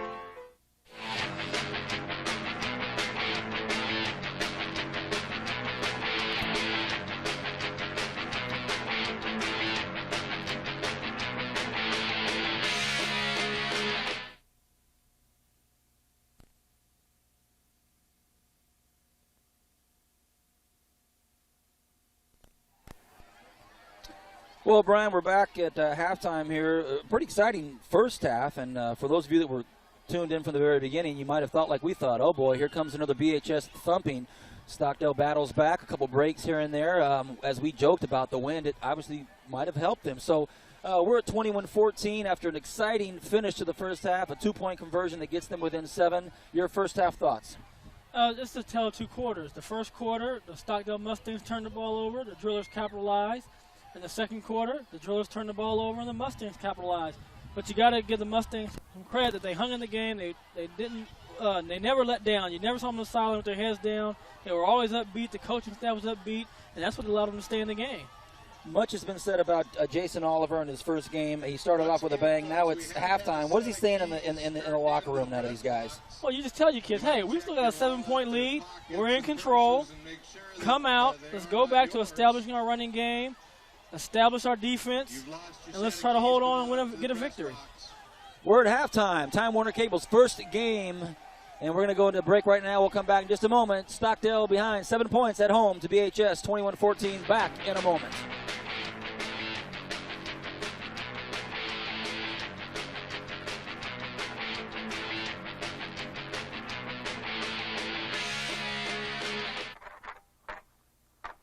Finally, my masterpiece. With Roadrunner Business Class, you can download files in an instant, making your company look good, and more importantly, making you look good. But this man's company doesn't have Roadrunner Business Class. If they did, he might be in management now. Instead, he waits. With the speed of Roadrunner Business Class, your company can increase its productivity and efficiency. Call 323-4TWC. Roadrunner Business Class. It's not a luxury. It's a necessity. 101.5 KGFM, your station for continuous soft rock favorites. Listen at work. Listen at home.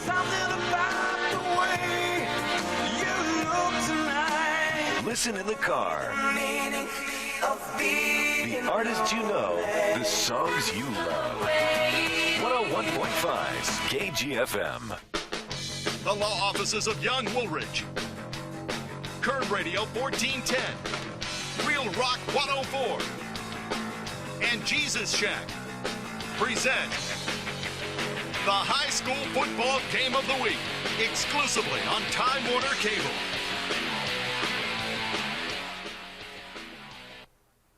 Stay tuned. More football action coming up. Go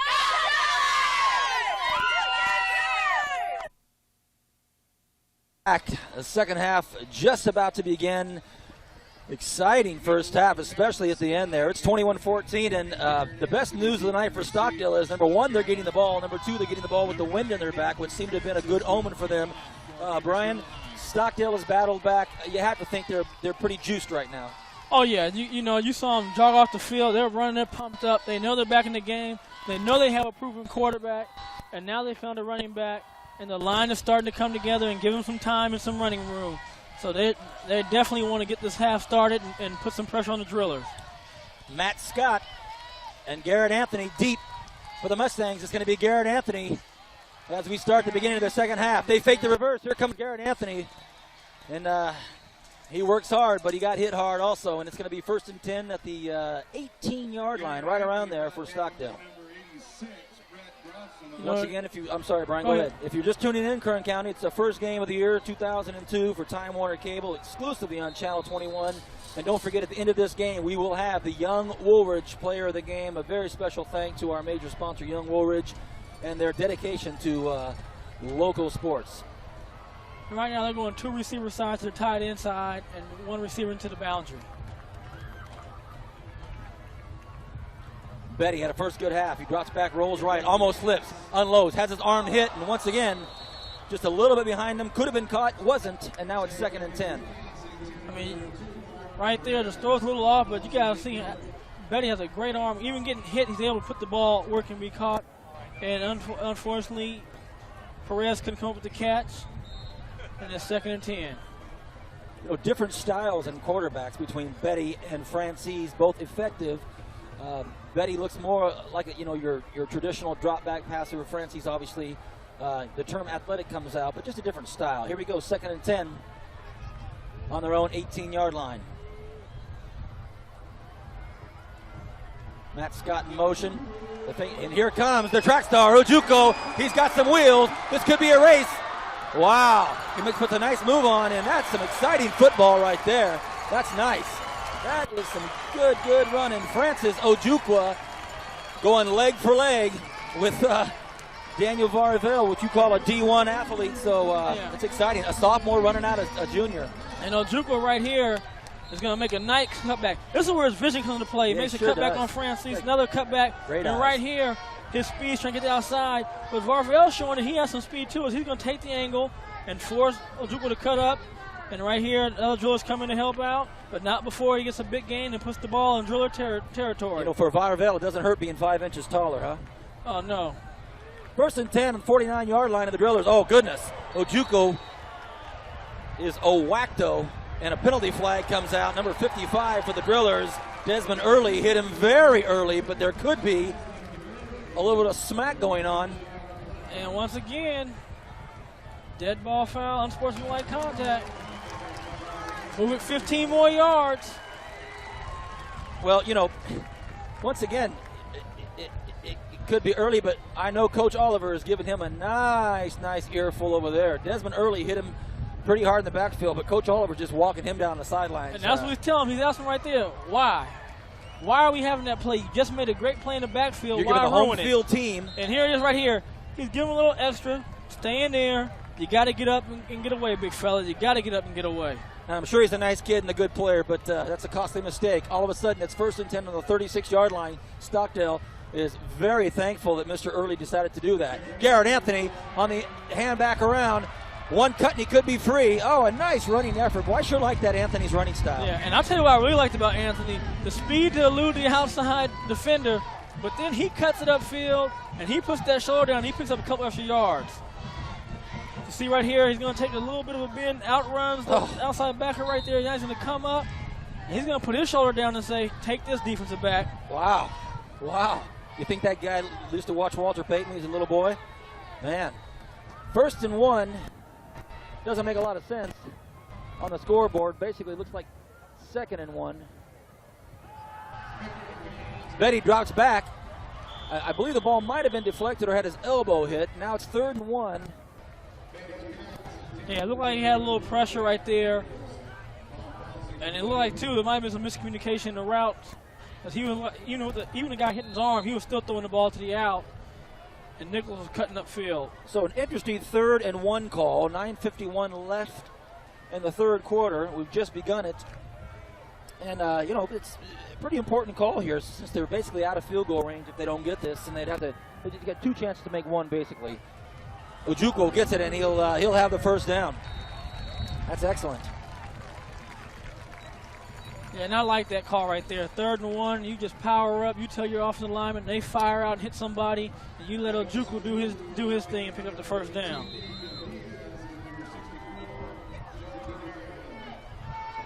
Kern County, if you're just tuning in, thanks for joining us on Time Warner Cable, exclusively on Time Warner Cable, Channel 21. An exciting ball game here between the home team, Stockdale Mustangs versus the powerhouse Bakersfield High School Drillers. Everything you'd want in a good high school football game for the first night of the week, first night of the year. Betty drops back, a little flanker pass out to number 32, Ojukwu again, seeing some more action. 3 or 4 missed tackles, and all of a sudden Ojukwu is out. It's about a 7-yard gain. Another penalty flag, and who could this be? And this one's going to be on Ojukwu because he grabs his shirt and does what they call popping some collars. Now they're going to get popped with a 15-yard penalty. So, Brian, for our first-time viewers or maybe someone that's just starting to watch high school football at this level, after the ref makes the call, explain to us what the penalty was, why it's called, and how specific it is. Okay. What they're doing, they're even cracking down in college football. We're going to hopefully be able to see it. But right here, he makes a great cut, great run after the catch. Going to get tackled, and we're going to see what happens coming up. But the reason what the call came for is, as I'm trying to watch and see if he does it, he stands up, and right here, he's just showing out right there and raising the roof. And when you do that now in high school and college football, they are cracking down these players, and they're calling unsportsmanlike conduct, and they're moving it back 15 yards. That's all I can give you is a wow. That's something that somewhat surprising in the new millennium for a raising the roof call to cost the young high school team 15 yards, but I don't make the rules, I just call the game. So a costly call for just a bit of a jubilant expression from Ojukwu, but that's the rule. Yeah, and that's something that's changed. Like I said, it's in college and high school football especially. You know, pros, they don't do as much, but they're really trying to calm down the antics in the high school and the pro game. All about sportsmanship, and I guess they got to draw the line somewhere. But what it does is it brings them back to a 1st and 10 on the 28-yard line. Bit of confusion here. Penalty flag. Betty drops back. Looks like we might have a holding call, and we'll get everything squared away here on what down in the yardage here in just a moment. Sorry, folks. As you see now, we have a flag marker on our screen. And they're going to look like they're already moving back.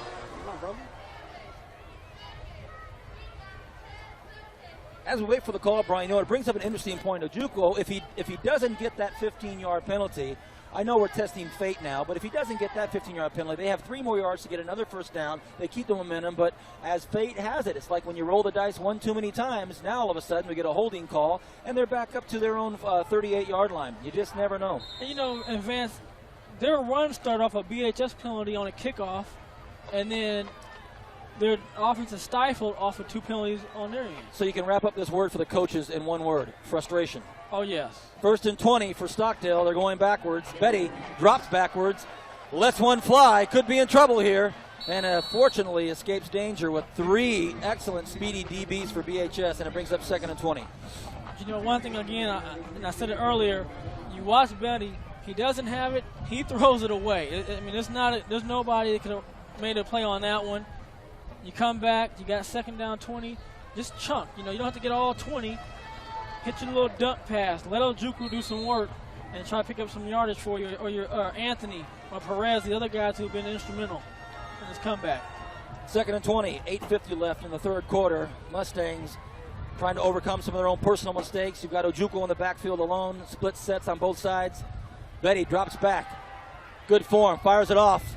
Really gets nothing, but it's a completion out on the wing. Matt Nichols gets a nice grab, no yardage, and he might have a little hobble to his step. Yeah, I'll tell you, the big fella can catch the ball, too. He's got some nice hands, doesn't he? 3rd and 15. And the start of this third quarter has been just unfortunate for both squads. Both potentially had some opportunities to get some get some things done here. And now it looks as if Betty's trying to get a call in here, and I'm certain they're running a little low on time here.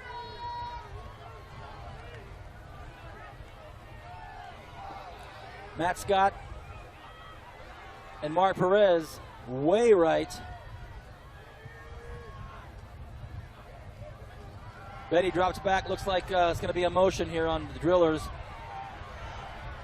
Betty's we're going to break loose. All of it for naught, as I believe it's going to be offsides or illegal motion on Stockdale Mustang. So we've seen more yellow flags here in this first break, the first part of the third quarter, than I think almost the entire first half. Yeah, and that's what you're going to see in the first game, a couple of games a year. A lot of laundry on the field. Legal procedure on the offense. That means they're moving before the ball snap. And I can tell where the flags are thrown. They're calling that on the receivers. And that's something as a receiver you should never do, because you don't go to the balls going anyway. You just can't hear the count. You look in there, when the ball goes, you go. And, of course, this plays into the hands of the Drillers. If you're the home team at Stockdale and you had an opportunity to really do some damage, all of a sudden it's 3rd and 15. You've been backpedaling. You've got maybe your best play so far has been a 20-yard run where the runner gets a penalty called on him. All of a sudden now we've got more chicanery, more trickery by Stockdale. It's that this move we've seen all night long that really done nothing but here comes a late player onto the field. We had better not snap it yet. Oh, goodness gracious. That's making me nervous. And here's the punt by Stockdale. Oh, nice job. Oh, it's got a little roll. Could it be stopped? And it is. Let's see if the ref gives him a good call. Did they boot it across or not? No. And right there, that's just inexperience right there. The ball was stopping, and just instead of breaking down, being under control, walk up, touch it. The players in their angst to get to the ball slid in there, put the ball in the end zone. Well, once again, a mental lapse as you see this ball come right down to the very edge. Oh. And coaches, I know that those coaches have taught those guys to scoop around it and come behind it if they have the speed. And I basically think those young kids were just trying to stop it. Yeah, that was just a mistake made out of being anxious, Yep. And so instead of having the ball with 99 yards to go, the Drillers have 80 yards to go. 1st and 10, hand off to Mason right up the gut, and a game breaker tackle saver by their number 4. Brett Shelton comes up with a big tackle that really kept Mason from going the distance. Yeah, you gotta like this guy, huh? Yeah, Mason, really is an explosive back. His speed, his quickness. But once again, Vance, we're seeing momentum change sides. Right when Stockdale had the momentum, they're on it, they're riding that big wave, and then crash. You're right, Brian. 1st and 10 on Stockdale's 34-yard line. Francis takes the snap, fakes to Mason, drops back, rolls right. It looks like he might launch it. He does. He's got a man open. And just a little bit over him. And, man, he throws off the run and just got a gun, huh? A 50-yard pass off the run. On the run, and that's a pretty tight spiral. But, again, he had double coverage. He doesn't force it in there. He just lets it out, throws it away. 2nd and 10, come back and see what you can do. Keep the momentum going. I have a feeling his coaches had a chat with him about that pass in the first half that he threw that ended up a score for Stockdale that basically he could have done the same thing, just throw it above him. Yeah, and that's something as a quarterback, even at any level, you want to make the play because you made it before, and sometimes you just try to put it in there too tight and you make a mistake. No doubt he has the talent. Jeffries hands off to Mason. Mason hit hard on the line of scrimmage by the Mustangs, and that was a much-needed tackle made there by that defensive line. Brings up 3rd and 10.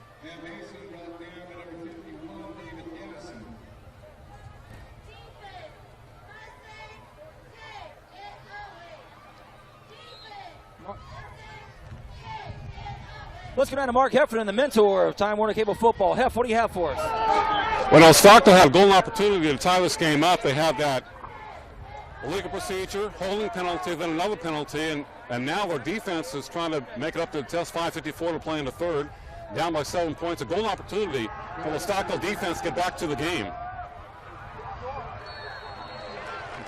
You said it, Mark, and as you say it, they do it. Stockdale holds them. It was 3rd and 10, and they got about 8 yards. Heffernan, you've got the Swamiism in you. They hold them, and now it could be a critical 4th down here for BHS. My gut feeling is they're going to go for it. Yeah, and this is Coach Hollow's first big decision in his coaching career. What are you going to do? 4th and 1, 5:36 in the third quarter. What do you do, man? Well, you know, based on the ability they have in that backfield, you know, a quarterback option is not out of the question. You know, it's maybe a bootleg and he keeps it, and I think that may be the call because you've got a quarterback that can basically do it all, even if he gets 2 yards behind line of scrimmage and dumps it off. But they've gone ahead and split it out. Giovanetti's out here deep, maybe just to open up the offense. The I formation. Oh, a big stop by Stockdale. They didn't do it. They went for it up the gut and they held him. I'm very surprised, Brian. And right there, that's just a good penetration on your defense. Anytime it's 4th and 1, you get that penetration, you have a good chance to stop it. Have they run the I all night? And right here, you just see the linebacker comes in, and he blasts in, and he hits him deep in the backfield. Momentum now has switched back. Coach Oliver might have said, you know what, this is the perfect opportunity early to see what our line is all about, to see what we can handle. And, you know, he learned something here. I don't think he's overly stressed about it, but I'm surprised they didn't use their athleticism in the backfield a little bit more. Here we go, 1st and 10 on the Drillers' 43-yard line. Stockdale absolutely wants to get something rolling here with 5:10 left in the third quarter. A fake to Garrett. Here comes Ojukwu. If he gets free, it could be all the way. Ojukwu busts open and he gets stopped at the 24-yard line. He is full of excitement for this crowd. He's got it. Oh, he really is a nice running back. I mean, his ability to make some guys miss, his speed to run away from people. That Driller crowd is sitting there going, man, I want that guy in our squad. Well, they got a good running back on their squad, too, and they're doing all right. But you Drillers are greedy. You want it all, you know. A nice play by Ojukwu. A nice play by Ojukwu, and you just got to hand it to that sophomore. He's fearless, and, you know, whenever you hear this football player / track star, it kind of diminishes sometimes what he's all about. I would like to think right now he's a football player first because he's got great vision, great poise. He knows when to make a cut. He knows how to set up a defender, and he gets the ball again. Ojukwu trying to go up the gut here, and the Drillers will have none of it. You know, and that's exactly right, Vance. You know, you have track stars that play football, and then you have football players that run track. And I definitely agree with you. He's a football player that runs track. He knows how to set up a defender to go one way and cut the other, where a track star first will just hopefully rest on his speed. Yeah, they don't have the vision that you see in a football player. 2nd and 8. A pivotal 2nd and 8. They'd like to get about at least 6 yards here to help them out on their 3rd down call. And it's Betty, possibly in trouble. He's trying to escape it, and he does not, and he's throwing for a loss all the way back to the Driller 32-yard line, and that's unfortunate. But Vance, and that's what I'm talking about. When they really wanted to set up a pass play and go downfield, he's had no time to do anything. He takes 2 steps to set up. Defense is already on him. The line has to buckle up like they did in those couple drives and hold it time, give him time to throw the ball. You know, this defensive coaching staff for the Drillers has done a great job tonight. Yeah, the Mustangs have scored a few touchdowns, but overall, if you had to look at the entire game film, the defense for the Drillers has been strong, especially that. We haven't talked a lot about that front 4 or 5, but they've done a great job tonight. Well, they've gotten pressure all night long, and they have to continue doing that. And like I said, Stockdale line has to tighten up and give Betty some time. 3rd and 17, big play. Betty drops back, looks, launches it up. If he's got time, he's got it, and it's a touchdown. Goodness gracious, they've done it again. Anthony Garrett with a massive touchdown catch. I'll tell you this, it must be nice to be a receiver and play with a quarterback like Betty because he's putting the ball right on the stride. And you see right there, he's pumped up on the sideline. This kid is a legitimate quarterback. He's tall, he has a strong arm. I mean, you can't throw the ball better than that. Well, I'll tell you what, this kid's so quick. He threw a touchdown pass, and before the celebration was done, he was already back over at the water. And what a strong arm, and I'll tell you what, he has really got it going. He reminds me somewhat of a Kerry Collins, if you know what I mean. You got a traditional stop, drop back, and here comes a very important extra point by Mark Perez. The snap is up, it's there, and it is good. Hey, Kern County, if you're just tuning in, where have you been all our life? 21-21, the Mustangs of Stockdale High, and their home opener have evened it up with the Bakersfield High School powerhouse Drillers, and with 2:54 left in the third quarter, we're all tied. What a really, really nice display of poise under pressure for this quarterback. Not only that, but I just said about the line giving them time to throw the ball. They give him time to throw the ball. You see right here, he's going to set up. He fires it out. And, I mean, this ball is on the money.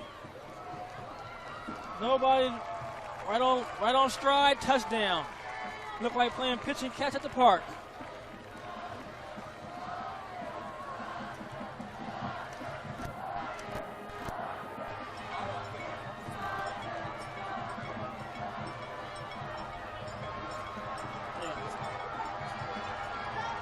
And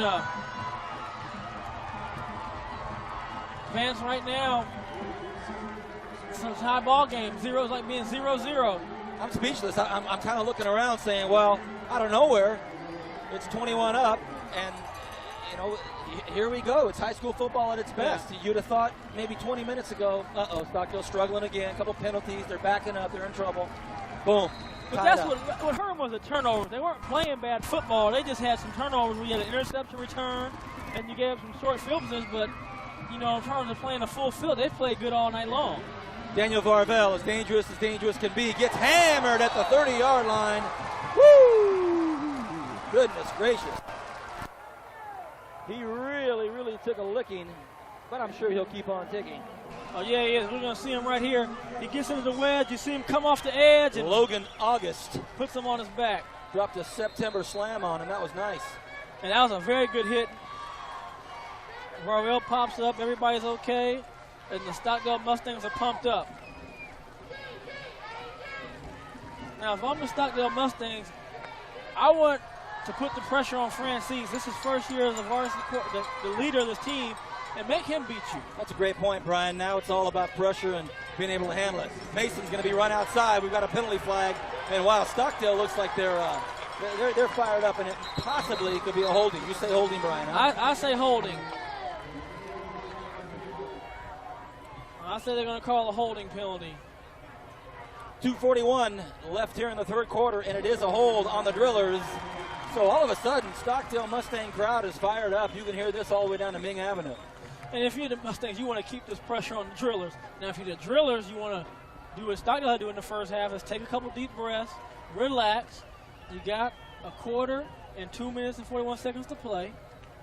Get back into your offense, get back into your rhythm, and try to come back and put the pressure back on the Mustangs by scoring a touchdown yourself or a field goal. Yeah, for Coach Oliver, you know, in his playing career, he's obviously been in, you know, some high-level pressure situations, and it's always tougher, I know, when you're on the sidelines, when you like to be out there doing it. So let's see the fortitude his kids have. 1st and 20 on their own 19-yard line. Less than 2.5 left in the third quarter. Jeffries drops straight back, fires over the middle. Oh, almost intercepted, deflected out there by number 22, Travis Arbrura. Yeah, and right there, that's just a great reading of the quarterback right there by Travis. He reads the eyes, sees the ball, he breaks on it, deflects it away. And all of a sudden now it was 2nd and 20, and the Driller offense is looking for somebody to go to take over. Last year they had Thomas Stantz on his clutch times, and Blake Mackey and Josh Shirley. They had to find somebody to go to put the team on their back and try to take them to victory. And whenever you see Jeffries dropping back, it almost doesn't look as natural. He almost wants to roll out almost every time, but 2nd and 20, 2:21 left in the third quarter. The Drillers somewhat stagnant here. A little drop back pass over to the right side. BHS goes nowhere. Actually, it almost looks like he was thrown for a loss. Derek Lee out with the grab, but goes nowhere. We're coming up with 2 minutes left in the third quarter here. Yeah. You know, it's third down. They try to do a quick hit. Derek Lee also has some moves, and you can see ability to make somebody miss, but the Stockdale defense is taking the page out of the Driller defense, and they're swarming to the ball. Speaking of swarming, I want to give our hats off tip to the Time Warner Cable crew, production crew, television crew, excellent group of individuals that make this a top-notch telecast. Thanks, everybody. Appreciate all your help. 3rd and 20, $1:36. And this Stockdale crowd is fired up. We got a whistle out here on the field. And it's too much time. Can you believe it? The pressure could be mounting here for the Drillers. Not what you want to see, Brian. No, you don't want to see that where you have a short gain or no gain, and then you take too much time to get the play in and get going to the line of scrimmage. right now, you don't have to get a first down. Just get some yardage and play a field position game, like that old game you played punt back where you just play a field position. Exactly. Jeffries drops back, fakes the pitch. It's a screenplay, a well-developed screenplay. We got a flag on the play. BHS really doesn't get anywhere with it. The ball goes out to Daniel Diaz, but there is a flag on the play. And that's another penalty on the Drillers right there. The ball is going to be moving back again. If they take it, they could decline the penalty. We'll see, but it is against the Drillers. Another penalty on the Drillers, and it starts to compound. And when you're on the road, albeit just across town, but still you're on the road, and your crowd sitting behind you has really got nothing to get fired up about, it starts to be a bit of a concern. Oh, yeah.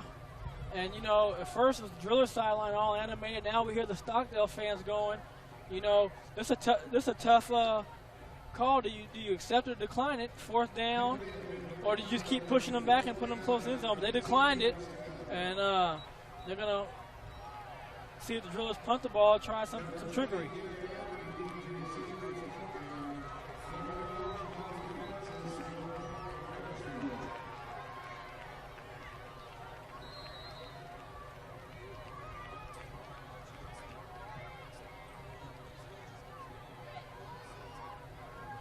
Fourth and 15, the Drillers punt.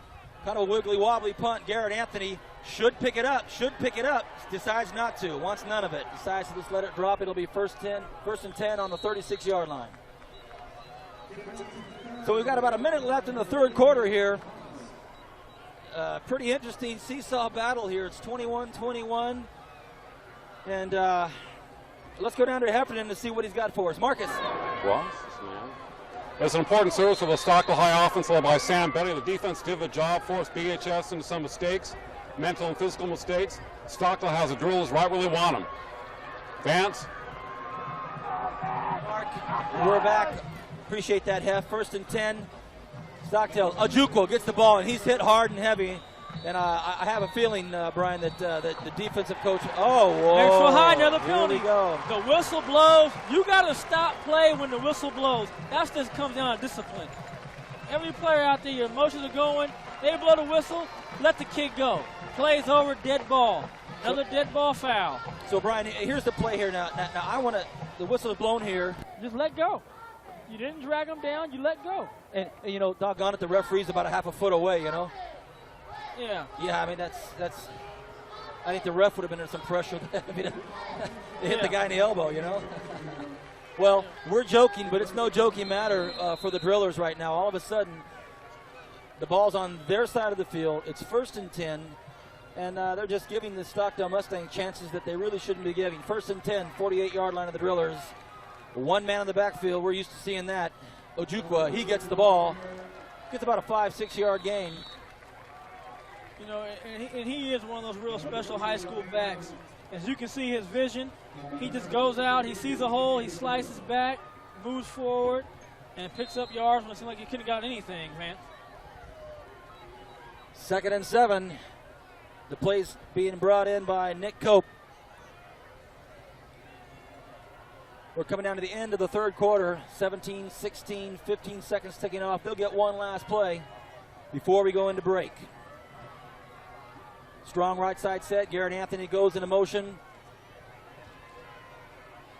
Betty takes the snap. Straight drop back. A little flare screen off to Ojukwu. He's got room, but he's also got some BHS Drillers coming up, and it's a first down. He goes up to the Drillers' 34-yard line. That breaks us into our quarter break, and we'll be back in just a few moments to the fourth quarter here of this very exciting ball game. The Drillers, Bakersfield 21, Mustangs of Stockdale 21. Don't go anywhere. You've got to come back to Time Warner Cable, Channel 21, exclusive high school football game of the week. Some things can't be built in a day. Things like honesty, dedication, good hard work, and integrity. Since 1939, the law offices of Young Woodridge has had one of the strongest personal injury teams in the entire Central Valley. Today, that team is stronger than ever before. Through the years, our attorneys have won some of the highest dollar personal injury verdicts in Kern County. Put our experience to work for you. The law offices of Young Woodridge. Integrity you can trust. 101.5 KGFM, your station for continuous soft rock favorites. Listen at work. Listen at home.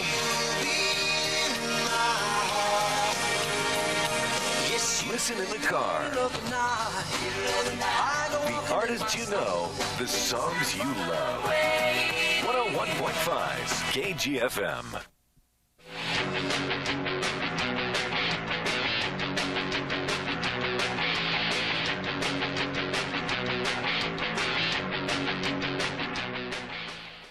Welcome back, Kern County. For those of you that have been here from the tip-off, you've enjoyed every moment with us, and it's been a great ball game. When it first started, I thought, well, you know what, Brian, I'm just going to kick up a lawn chair and watch the Drillers start off and pound them into the ground. A real tough start for the Mustangs. They had 3 turnovers. It's 21-6, I think it was. All of a sudden, it's 21-14, 21-21. Now, all of a sudden, Stockdale's got the ball to start the fourth quarter. 1st and 10 on the Drillers' 34, and they look good. Here we go. And they just capitalize on personal fouls and just poor plays by the Drillers.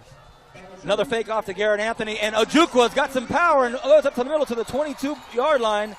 And I think now we're back at a first down. Let's go down to our main man on the field, Mark Heffernan. Mark, what do you have for us? And we have a quarter to play, so Stockdale has to maintain their consistency, use discipline, and they can beat BHS tonight.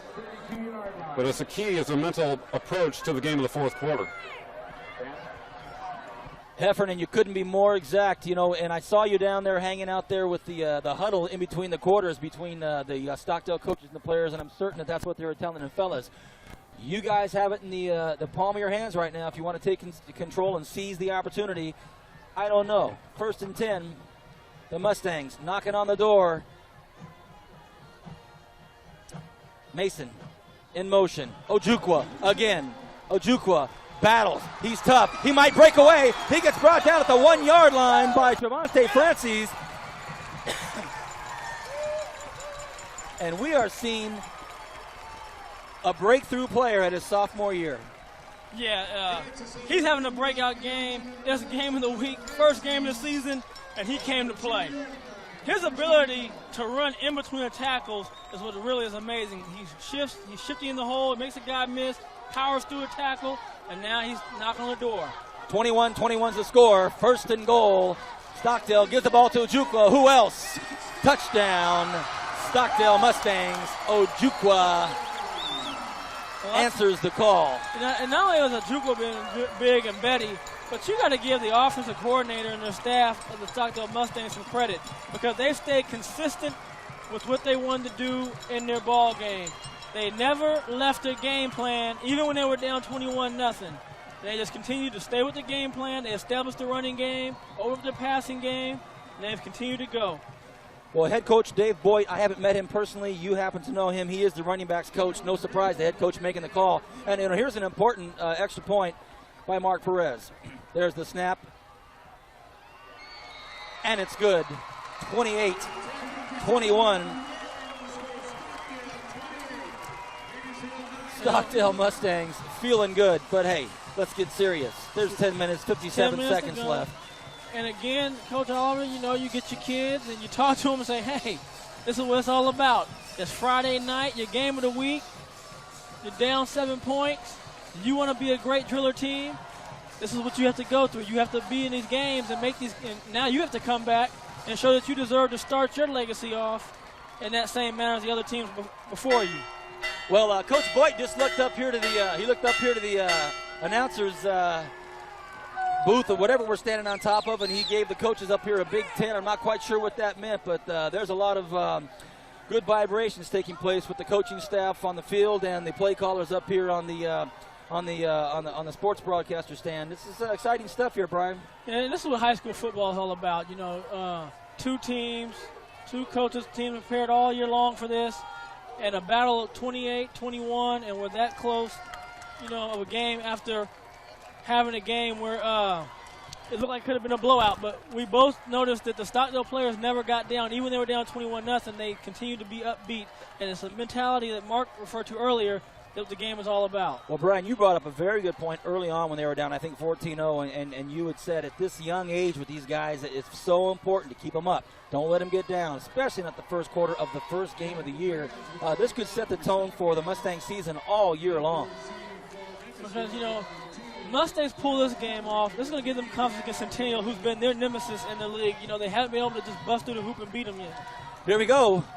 Mark Perez's kick is off, and it's taken by number 2, Gordon Cooper. Gordon Cooper tries to come up the gut, and he breaks free. Somehow he goes backwards. A nice play. Okay, and he's about at the 20-yard line. It will basically be like a 1st and 10 from the 20.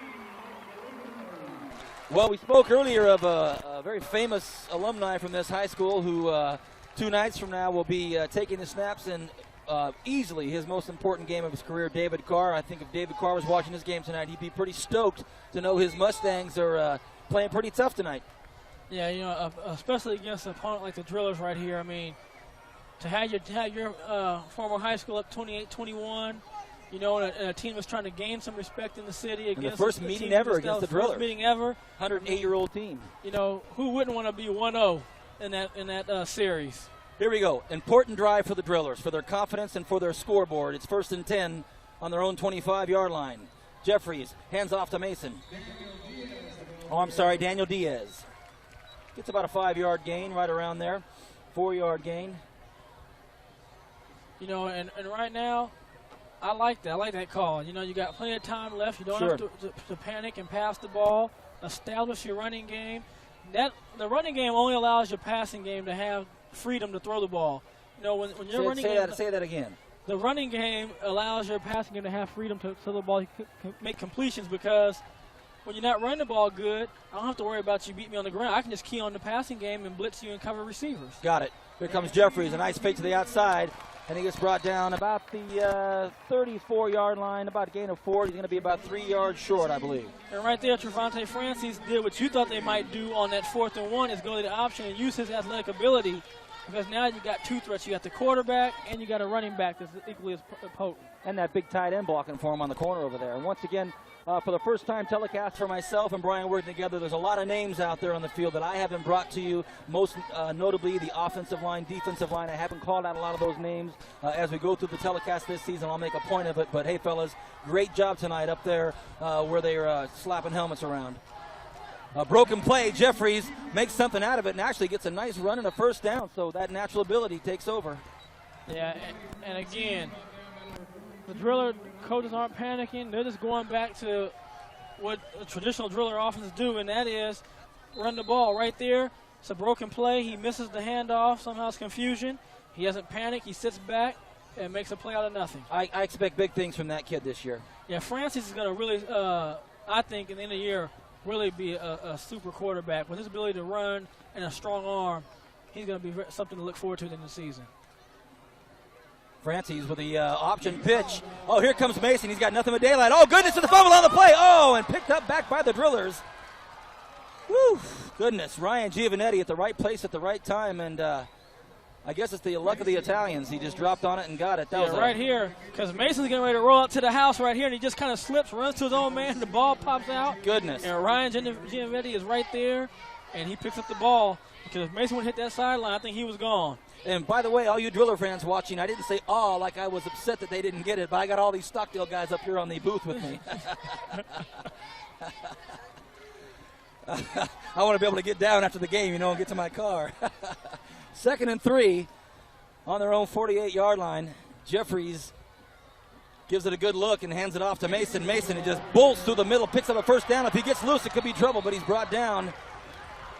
Let's go down to the field to our mentor, Mark Heffernan. Mark, what do you have for us? BHS been going to the opposite attack and their series, and it's kind of opened up the middle for the Drillers running game. But Stockdale shows its great intensity on defense and also in special teams. So this game will be won or lost at the final 2 or 3 minutes of the game. Heffernan, I couldn't agree with you more. It's just going to be a tight ball game. If the Drillers happen to get in the end zone the next 7 minutes, 56 seconds, we've got a doozy. Can we say OT in the first game at Time Warner Cable? It could be. Jeffries back.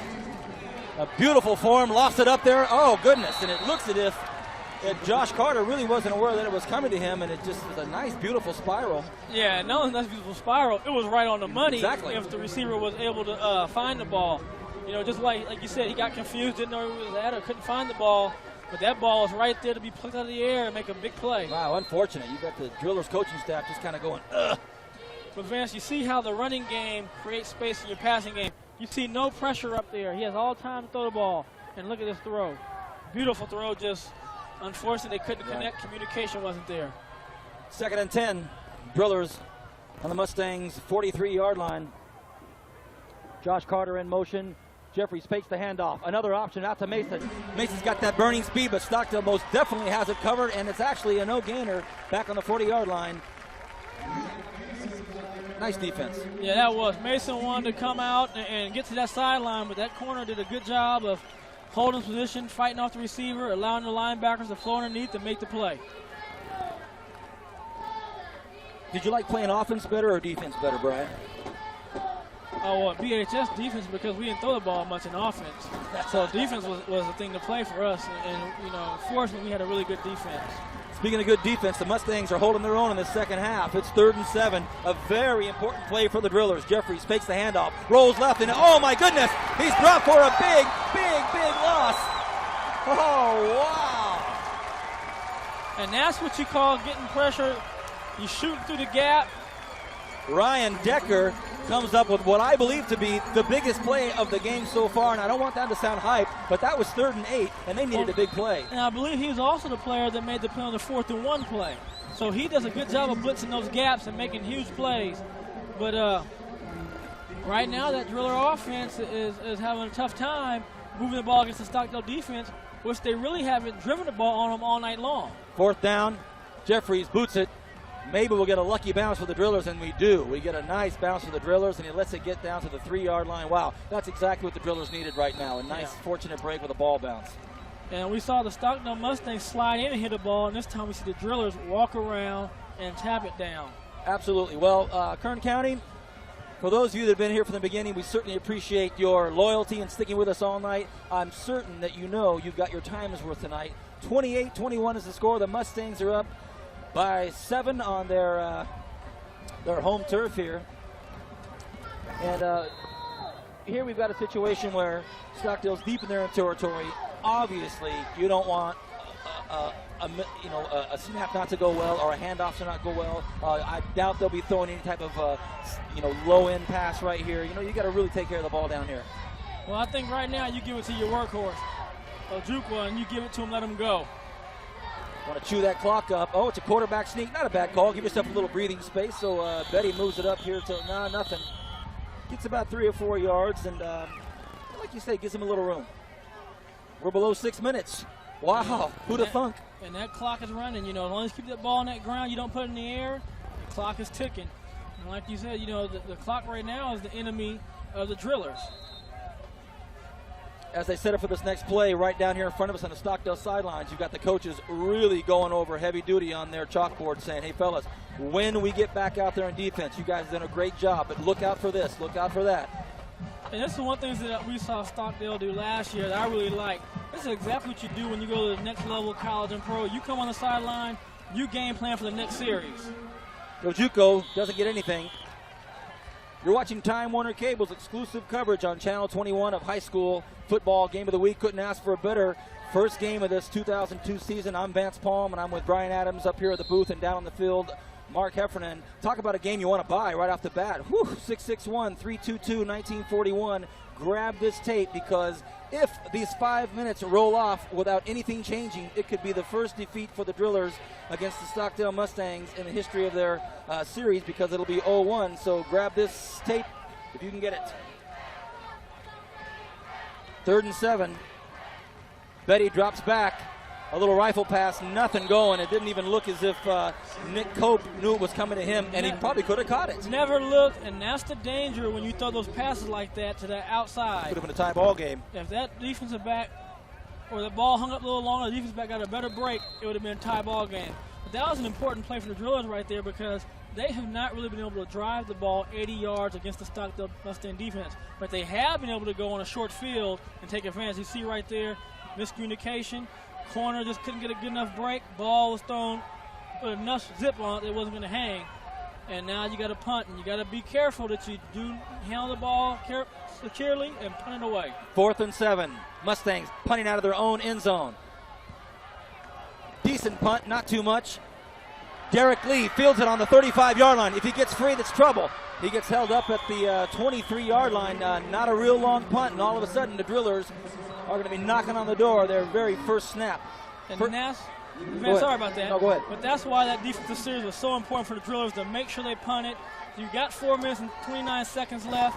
You got excellent field position, and you got plenty of time to put the ball in the end zone. If you're Stockdale Mustang defense, you got to step up right now and take it over. There's been a lot of great players and great plays in this game, and don't forget the young Woolridge player of the game will be announced right after this. It's going to be a tough call. Oh, yeah, so many players to pick from. 1st and 10. Drillers pounding on the door, 22-yard line of the Mustangs. The pitch goes out to Mason on the left side. He gathers it up, and wow, another big hit by the Stockdale defense. And that, I believe, was number 45, Aaron Boffman.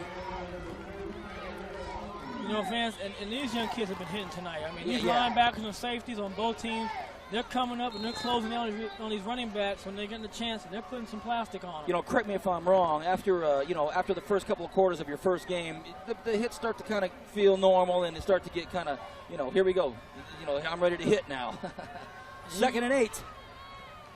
Jeffries once again to Mason, gets nothing. Surprising call, Brian. Well, you got time. Your running game has been doing pretty good. But right now, what you're setting up, you're really setting up that play action. You see how you got 4 and 5 defenders flowing to that running back? You got to be careful now of the play action and rolling out Javante Francis. But I think his strength is when he is rolling to his right, is when he's dangerous. 3rd and 8 on the Mustangs. 19-yard line. An incredibly big play in the history of this brand new rivalry between the Mustangs and the Drillers. Jeffries drops back, straight back, lobs it up in the corner, and I don't believe it'll be caught. It is not. No flags, and that looks like, I'm sorry, there was a flag down by the line of scrimmage, but not in the corner of the end zone. No. An important call. Let's see what it could be. I didn't get a chance, so I won't guess on this one. Holding on the Drillers. Offense. An important decision by the Mustang coaching staff. 3 minutes, 11 seconds left to go in this very exciting inaugural game of our 2002 season at Time Warner Cable. Here's the decision by the coaches from the Stockdale Mustang staff. And your decision is, as you see right here, he's going to throw the ball, trying to go to the corner, but it's thrown out of bounds. Never really had a chance to catch it because it's 2 yards out of bounds. But the decision you have in that call is, do you push the ball back and make it 3rd and 20, or do you leave it there because you know they might go for it and give it 4th and 8? Coach Adams, I'm not going to put you on the spot. Either way, it's a flip of the coin, and I'm excited. This is great stuff. 3 minutes, 11 seconds left in this killer ball game. 3rd and 8 to go. And I, for one, agree with the call to push it back. As do I. They got 30 yards is a long way to go. And they might have 2 cracks, but I like to be back there instead of 4th and 8. This Stockdale crowd is fired up. Mason deep in the pocket. It's a fake pitch. Jeffries drops back. He's got a man wide open. Will he catch it? He does, and it's a touchdown, Drillers!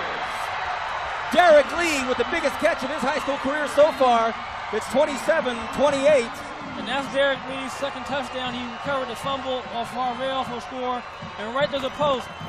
And, I know I said I agree with the call. I still agree with the call.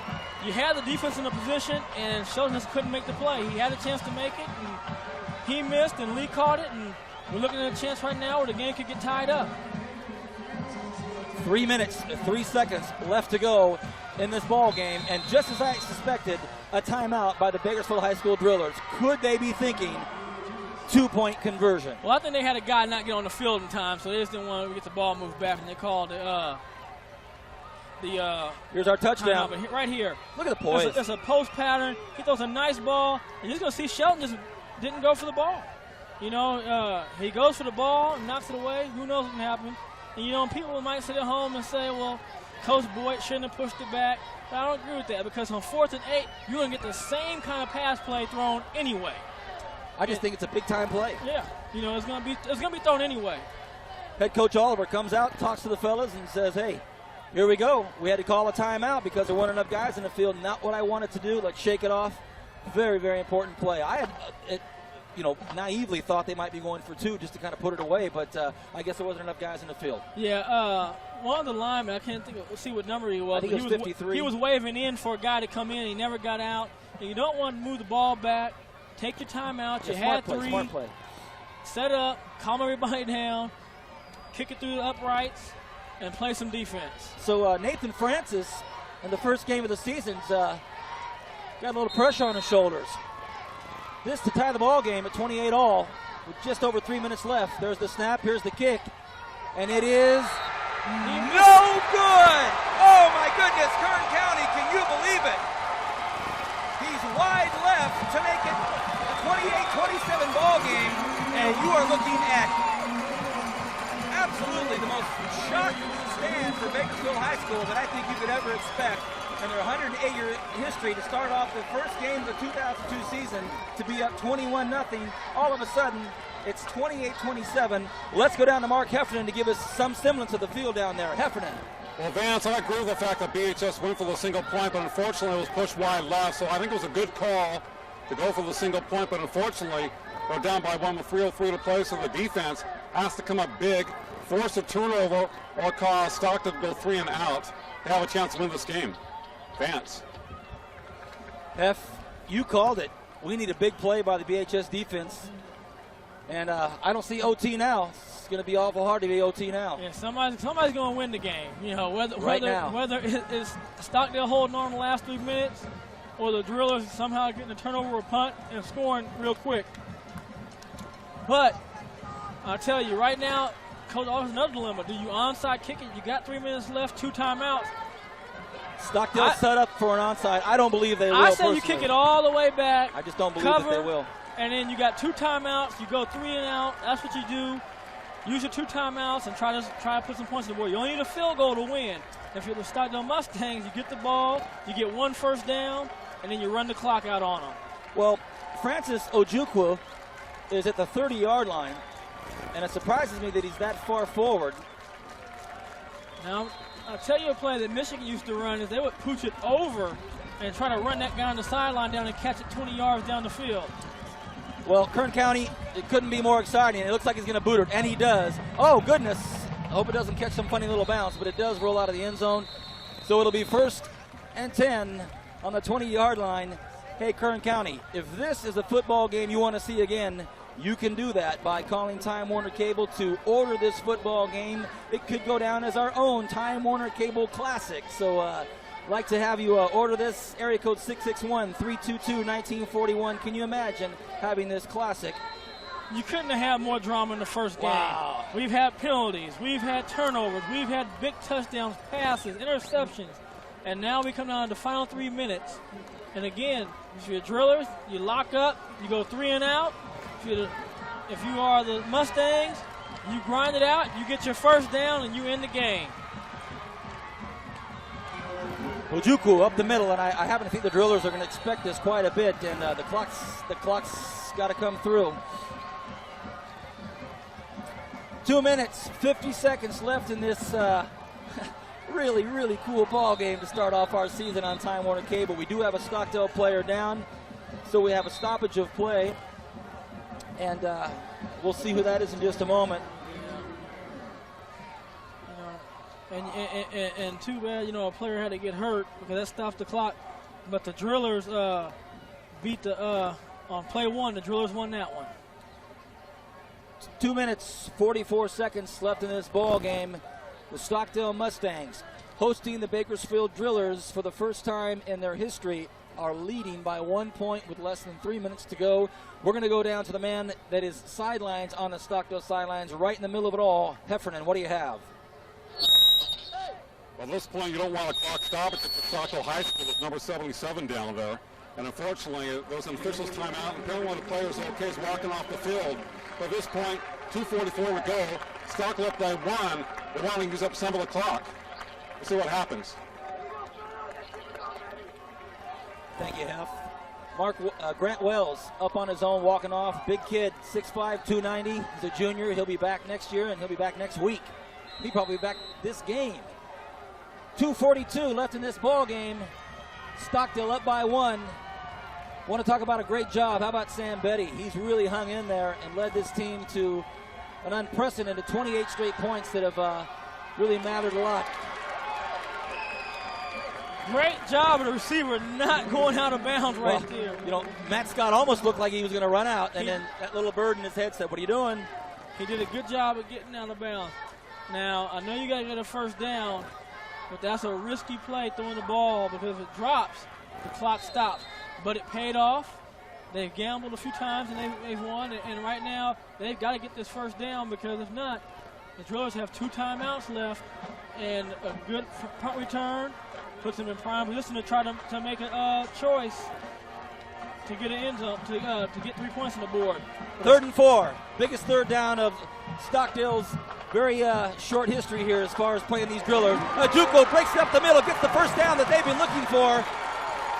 And if things remain the way they are and they run out the clock, we could possibly have our young Woolridge player of the game. I might be a bit too early in saying that, but let's just say that the clock runs out. That kid right there has impressed all of Kern County tonight.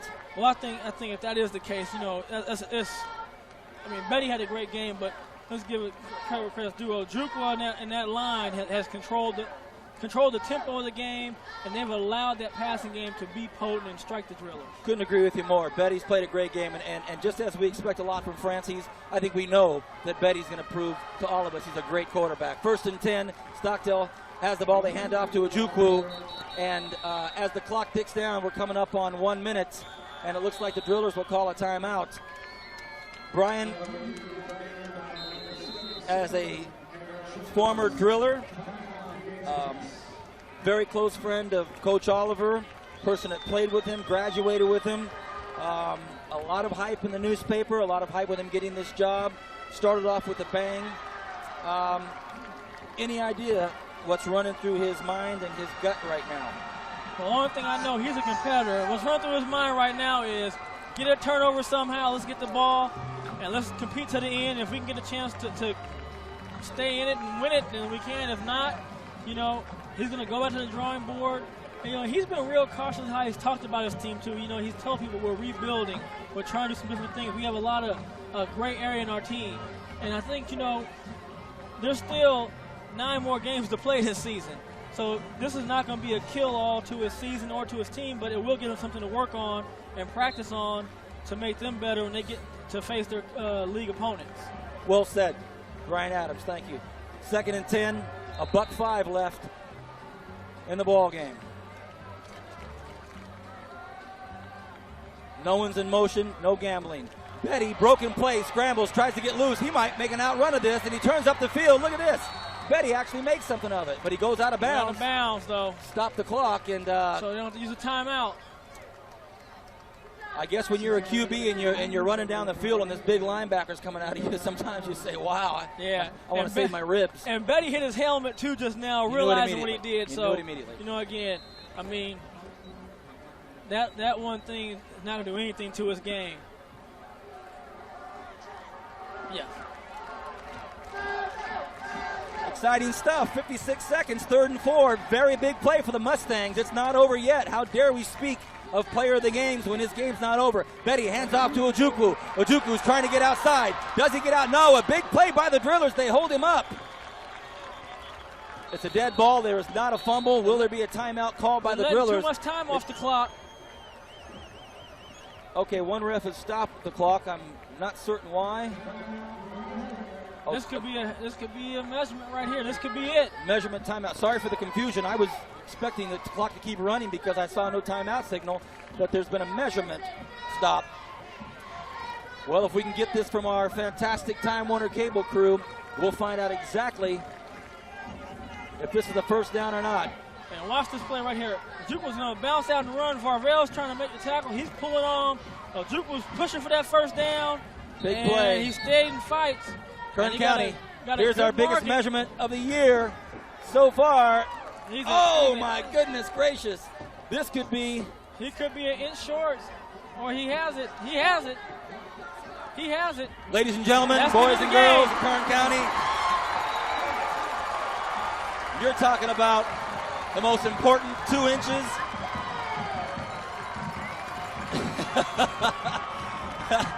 in Coach Hoyt's short career so far. Coach Boyd's career so far with Stockdale Mustangs. That was a very, very, very big, gutsy last last-ditch effort there for Ojukwu to get that last little bit of energy and there. know, we talked about the breaks going the way of the drillers in the first quarter. On that last play, the corner was coming to make a tackle to hold Ojukwu up and slips. And that gave Ojukwu the inches he needed to get for that first down. We see the coaches down there. Brad Showers, assistant coach, Arvin High graduate, getting congratulated by the other coaches there. And that may do it. The clock winds down. Won't be any more plays. That's it. Hey, Kern County, Mustang. you're looking at a very, very poignant moment in Kern County football.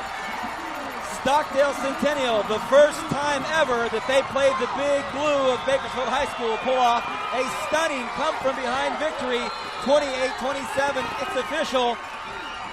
And our young Woolridge player of the game, of all the great players we had, Francis Ojukwu, number 32, 5'8", 180-pound sophomore. He also runs track, but let me tell you, Kern County, this kid right here is poised for greatness in either sport. Brian Adams, your thoughts as these players for the first time shake hands after their first contest of what we hope will be a great rivalry. Well, I think that was just the kickoff of a great season we hope we have. And the Stockdale Mustangs give the coaching staff, the players credit for staying in the game and going. And the drillers, you got to come back and go to the drawing board and get yourself back together. High school football at its best. Time Warner Cable's football game of the week, the first one of the season. If they're all like this, folks, you better buy every single tape. We'll be back in just one moment for the young Woolridge player of the game. This is Vance Palm and Brian Adams. Come back for this special presentation. Stockdale 28, Bakersfield 27. Who would have thumped?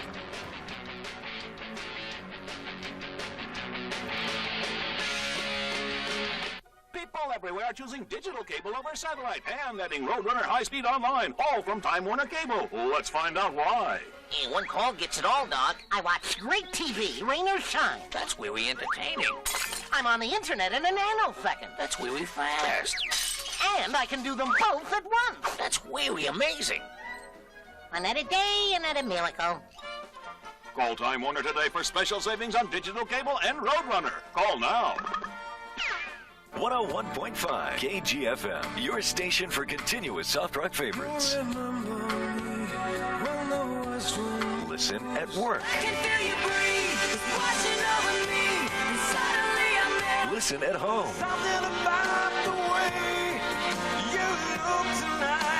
Listen in the car. The artists you know, the songs you love. 101.5 KGFM. The media has become a staple in our everyday lives, whether it's a song, an advertisement, or even a news story. Everywhere you turn, there's a message in one form or another. Do you realize how much media your child is exposed to every day?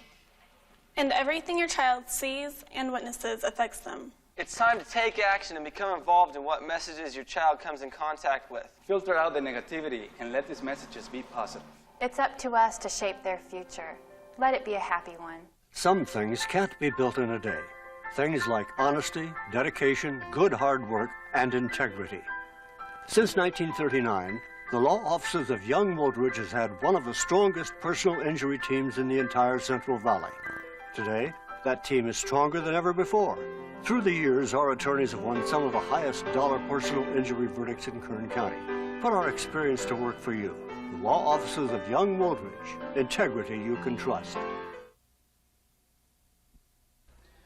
Well, as far as I can say, for the first game that I've called for Time Warner Cable Football Game of the Week, whew, what a doozy, Brian. You know, and really, what can you say? The game just speaks for itself. I mean, you had everything you could want in the first game, back and forth, one team up, turnovers, penalties, and then just players just making good plays in the end and winning the game. You know, Time Warner Cable, when they set this up, they look at the schedule, they try to get the best games that they can put together. Of course, right off the bat, the first game ever between Stockdale and BHS, that was kind of a sure thing. Let's do this one first. And I'm certain that some people in Kern County might not have really ever expected it to be even this close, let alone a victory by Stockdale. So let's give credit where credit's due. Great job by the coaching staff by Stockdale. Excellent job by Jason and his guys at BHS. But obviously, a great performance by both teams. We're going to go right down the field with our player of the game, a total of 206 yards, 143 on the ground, 63 in the air. I've tried, and you and I have tried many times to pronounce his name. I'll try one last time. Folks, the player of the game, the young Woolridge player of the game, Francis Ojukwu. Let's go down to our mentor on the field with our player in the game. Mark Heffernan, take it away, close us out. And Francis Ojukwu is the player of the game, a sophomore from Stockdale High School, number 32. Great performance today. Some people thought that they would not have a replace for Steve Freeman, who was the top runner the past 2 years, but you answered that question. I don't know. I don't know what to say. I just went out there. I just played. I just worked hard. I'm just glad we won this game. Well, you know, you guys were down 21-0 in the first quarter. You made some mistakes. You were nervous coming out, but you seemed to gain confidence as the game progressed. Yes, we gained lots of confidence. We just went in there. We knew that we can beat this team. They're losing a lot of starters from last year. They're not the same team. We knew we can beat them, and we just went out there and we worked hard. Our defense played a great. Middle linebacker Ryan Decker played a great game. Our O-line, everybody just played a great game. Hey, you're 1-0 against BHS. Let's take a look at your long run tonight. One of your long runs. I'm just running the ball, man. That's just what I was just doing. Nice cutback. Thank you. There's also a key run that kept one of your drives going to win the game. Yeah, that was a key run. I knew I can get to the outside. I got some speed. I knew I can get there. I never had that in my mind that we wouldn't win this game. Well, they talked about the fact that Stockdale had some great speed. It was really evident in the second half. Yeah, it was, man. We showed that we got good speed, that we can compete with any of these teams. We can compete with BHS. We can compete with the top players. We just went out there and did it. Okay, the attorneys. Let's present the award to Ojukwu, the player of the game. Stockdale is now 1-0 against BHS with a 28-27 victory. Hey, congratulations. I'm Kevin Burton with the law offices of Young Woolridge. I'm the Director of Public Relations and Marketing. This is Greg Muir. He's one of our attorneys at the firm, and we'd like to present you with the Player of the Week award and a shirt from the law offices of Young Woolridge. Congratulations. Thank you very much. Francis, I know your nickname is OJ, and I think you showed why tonight, and we're more than pleased to give you the High School Football Player of the Week award. Thank you very much. You're welcome. Congratulations. Thank you. Francis Ojukwu, the player of the game with Stockdale beats BHS 28-27 on Time Warner Cable, Channel 21. Good night.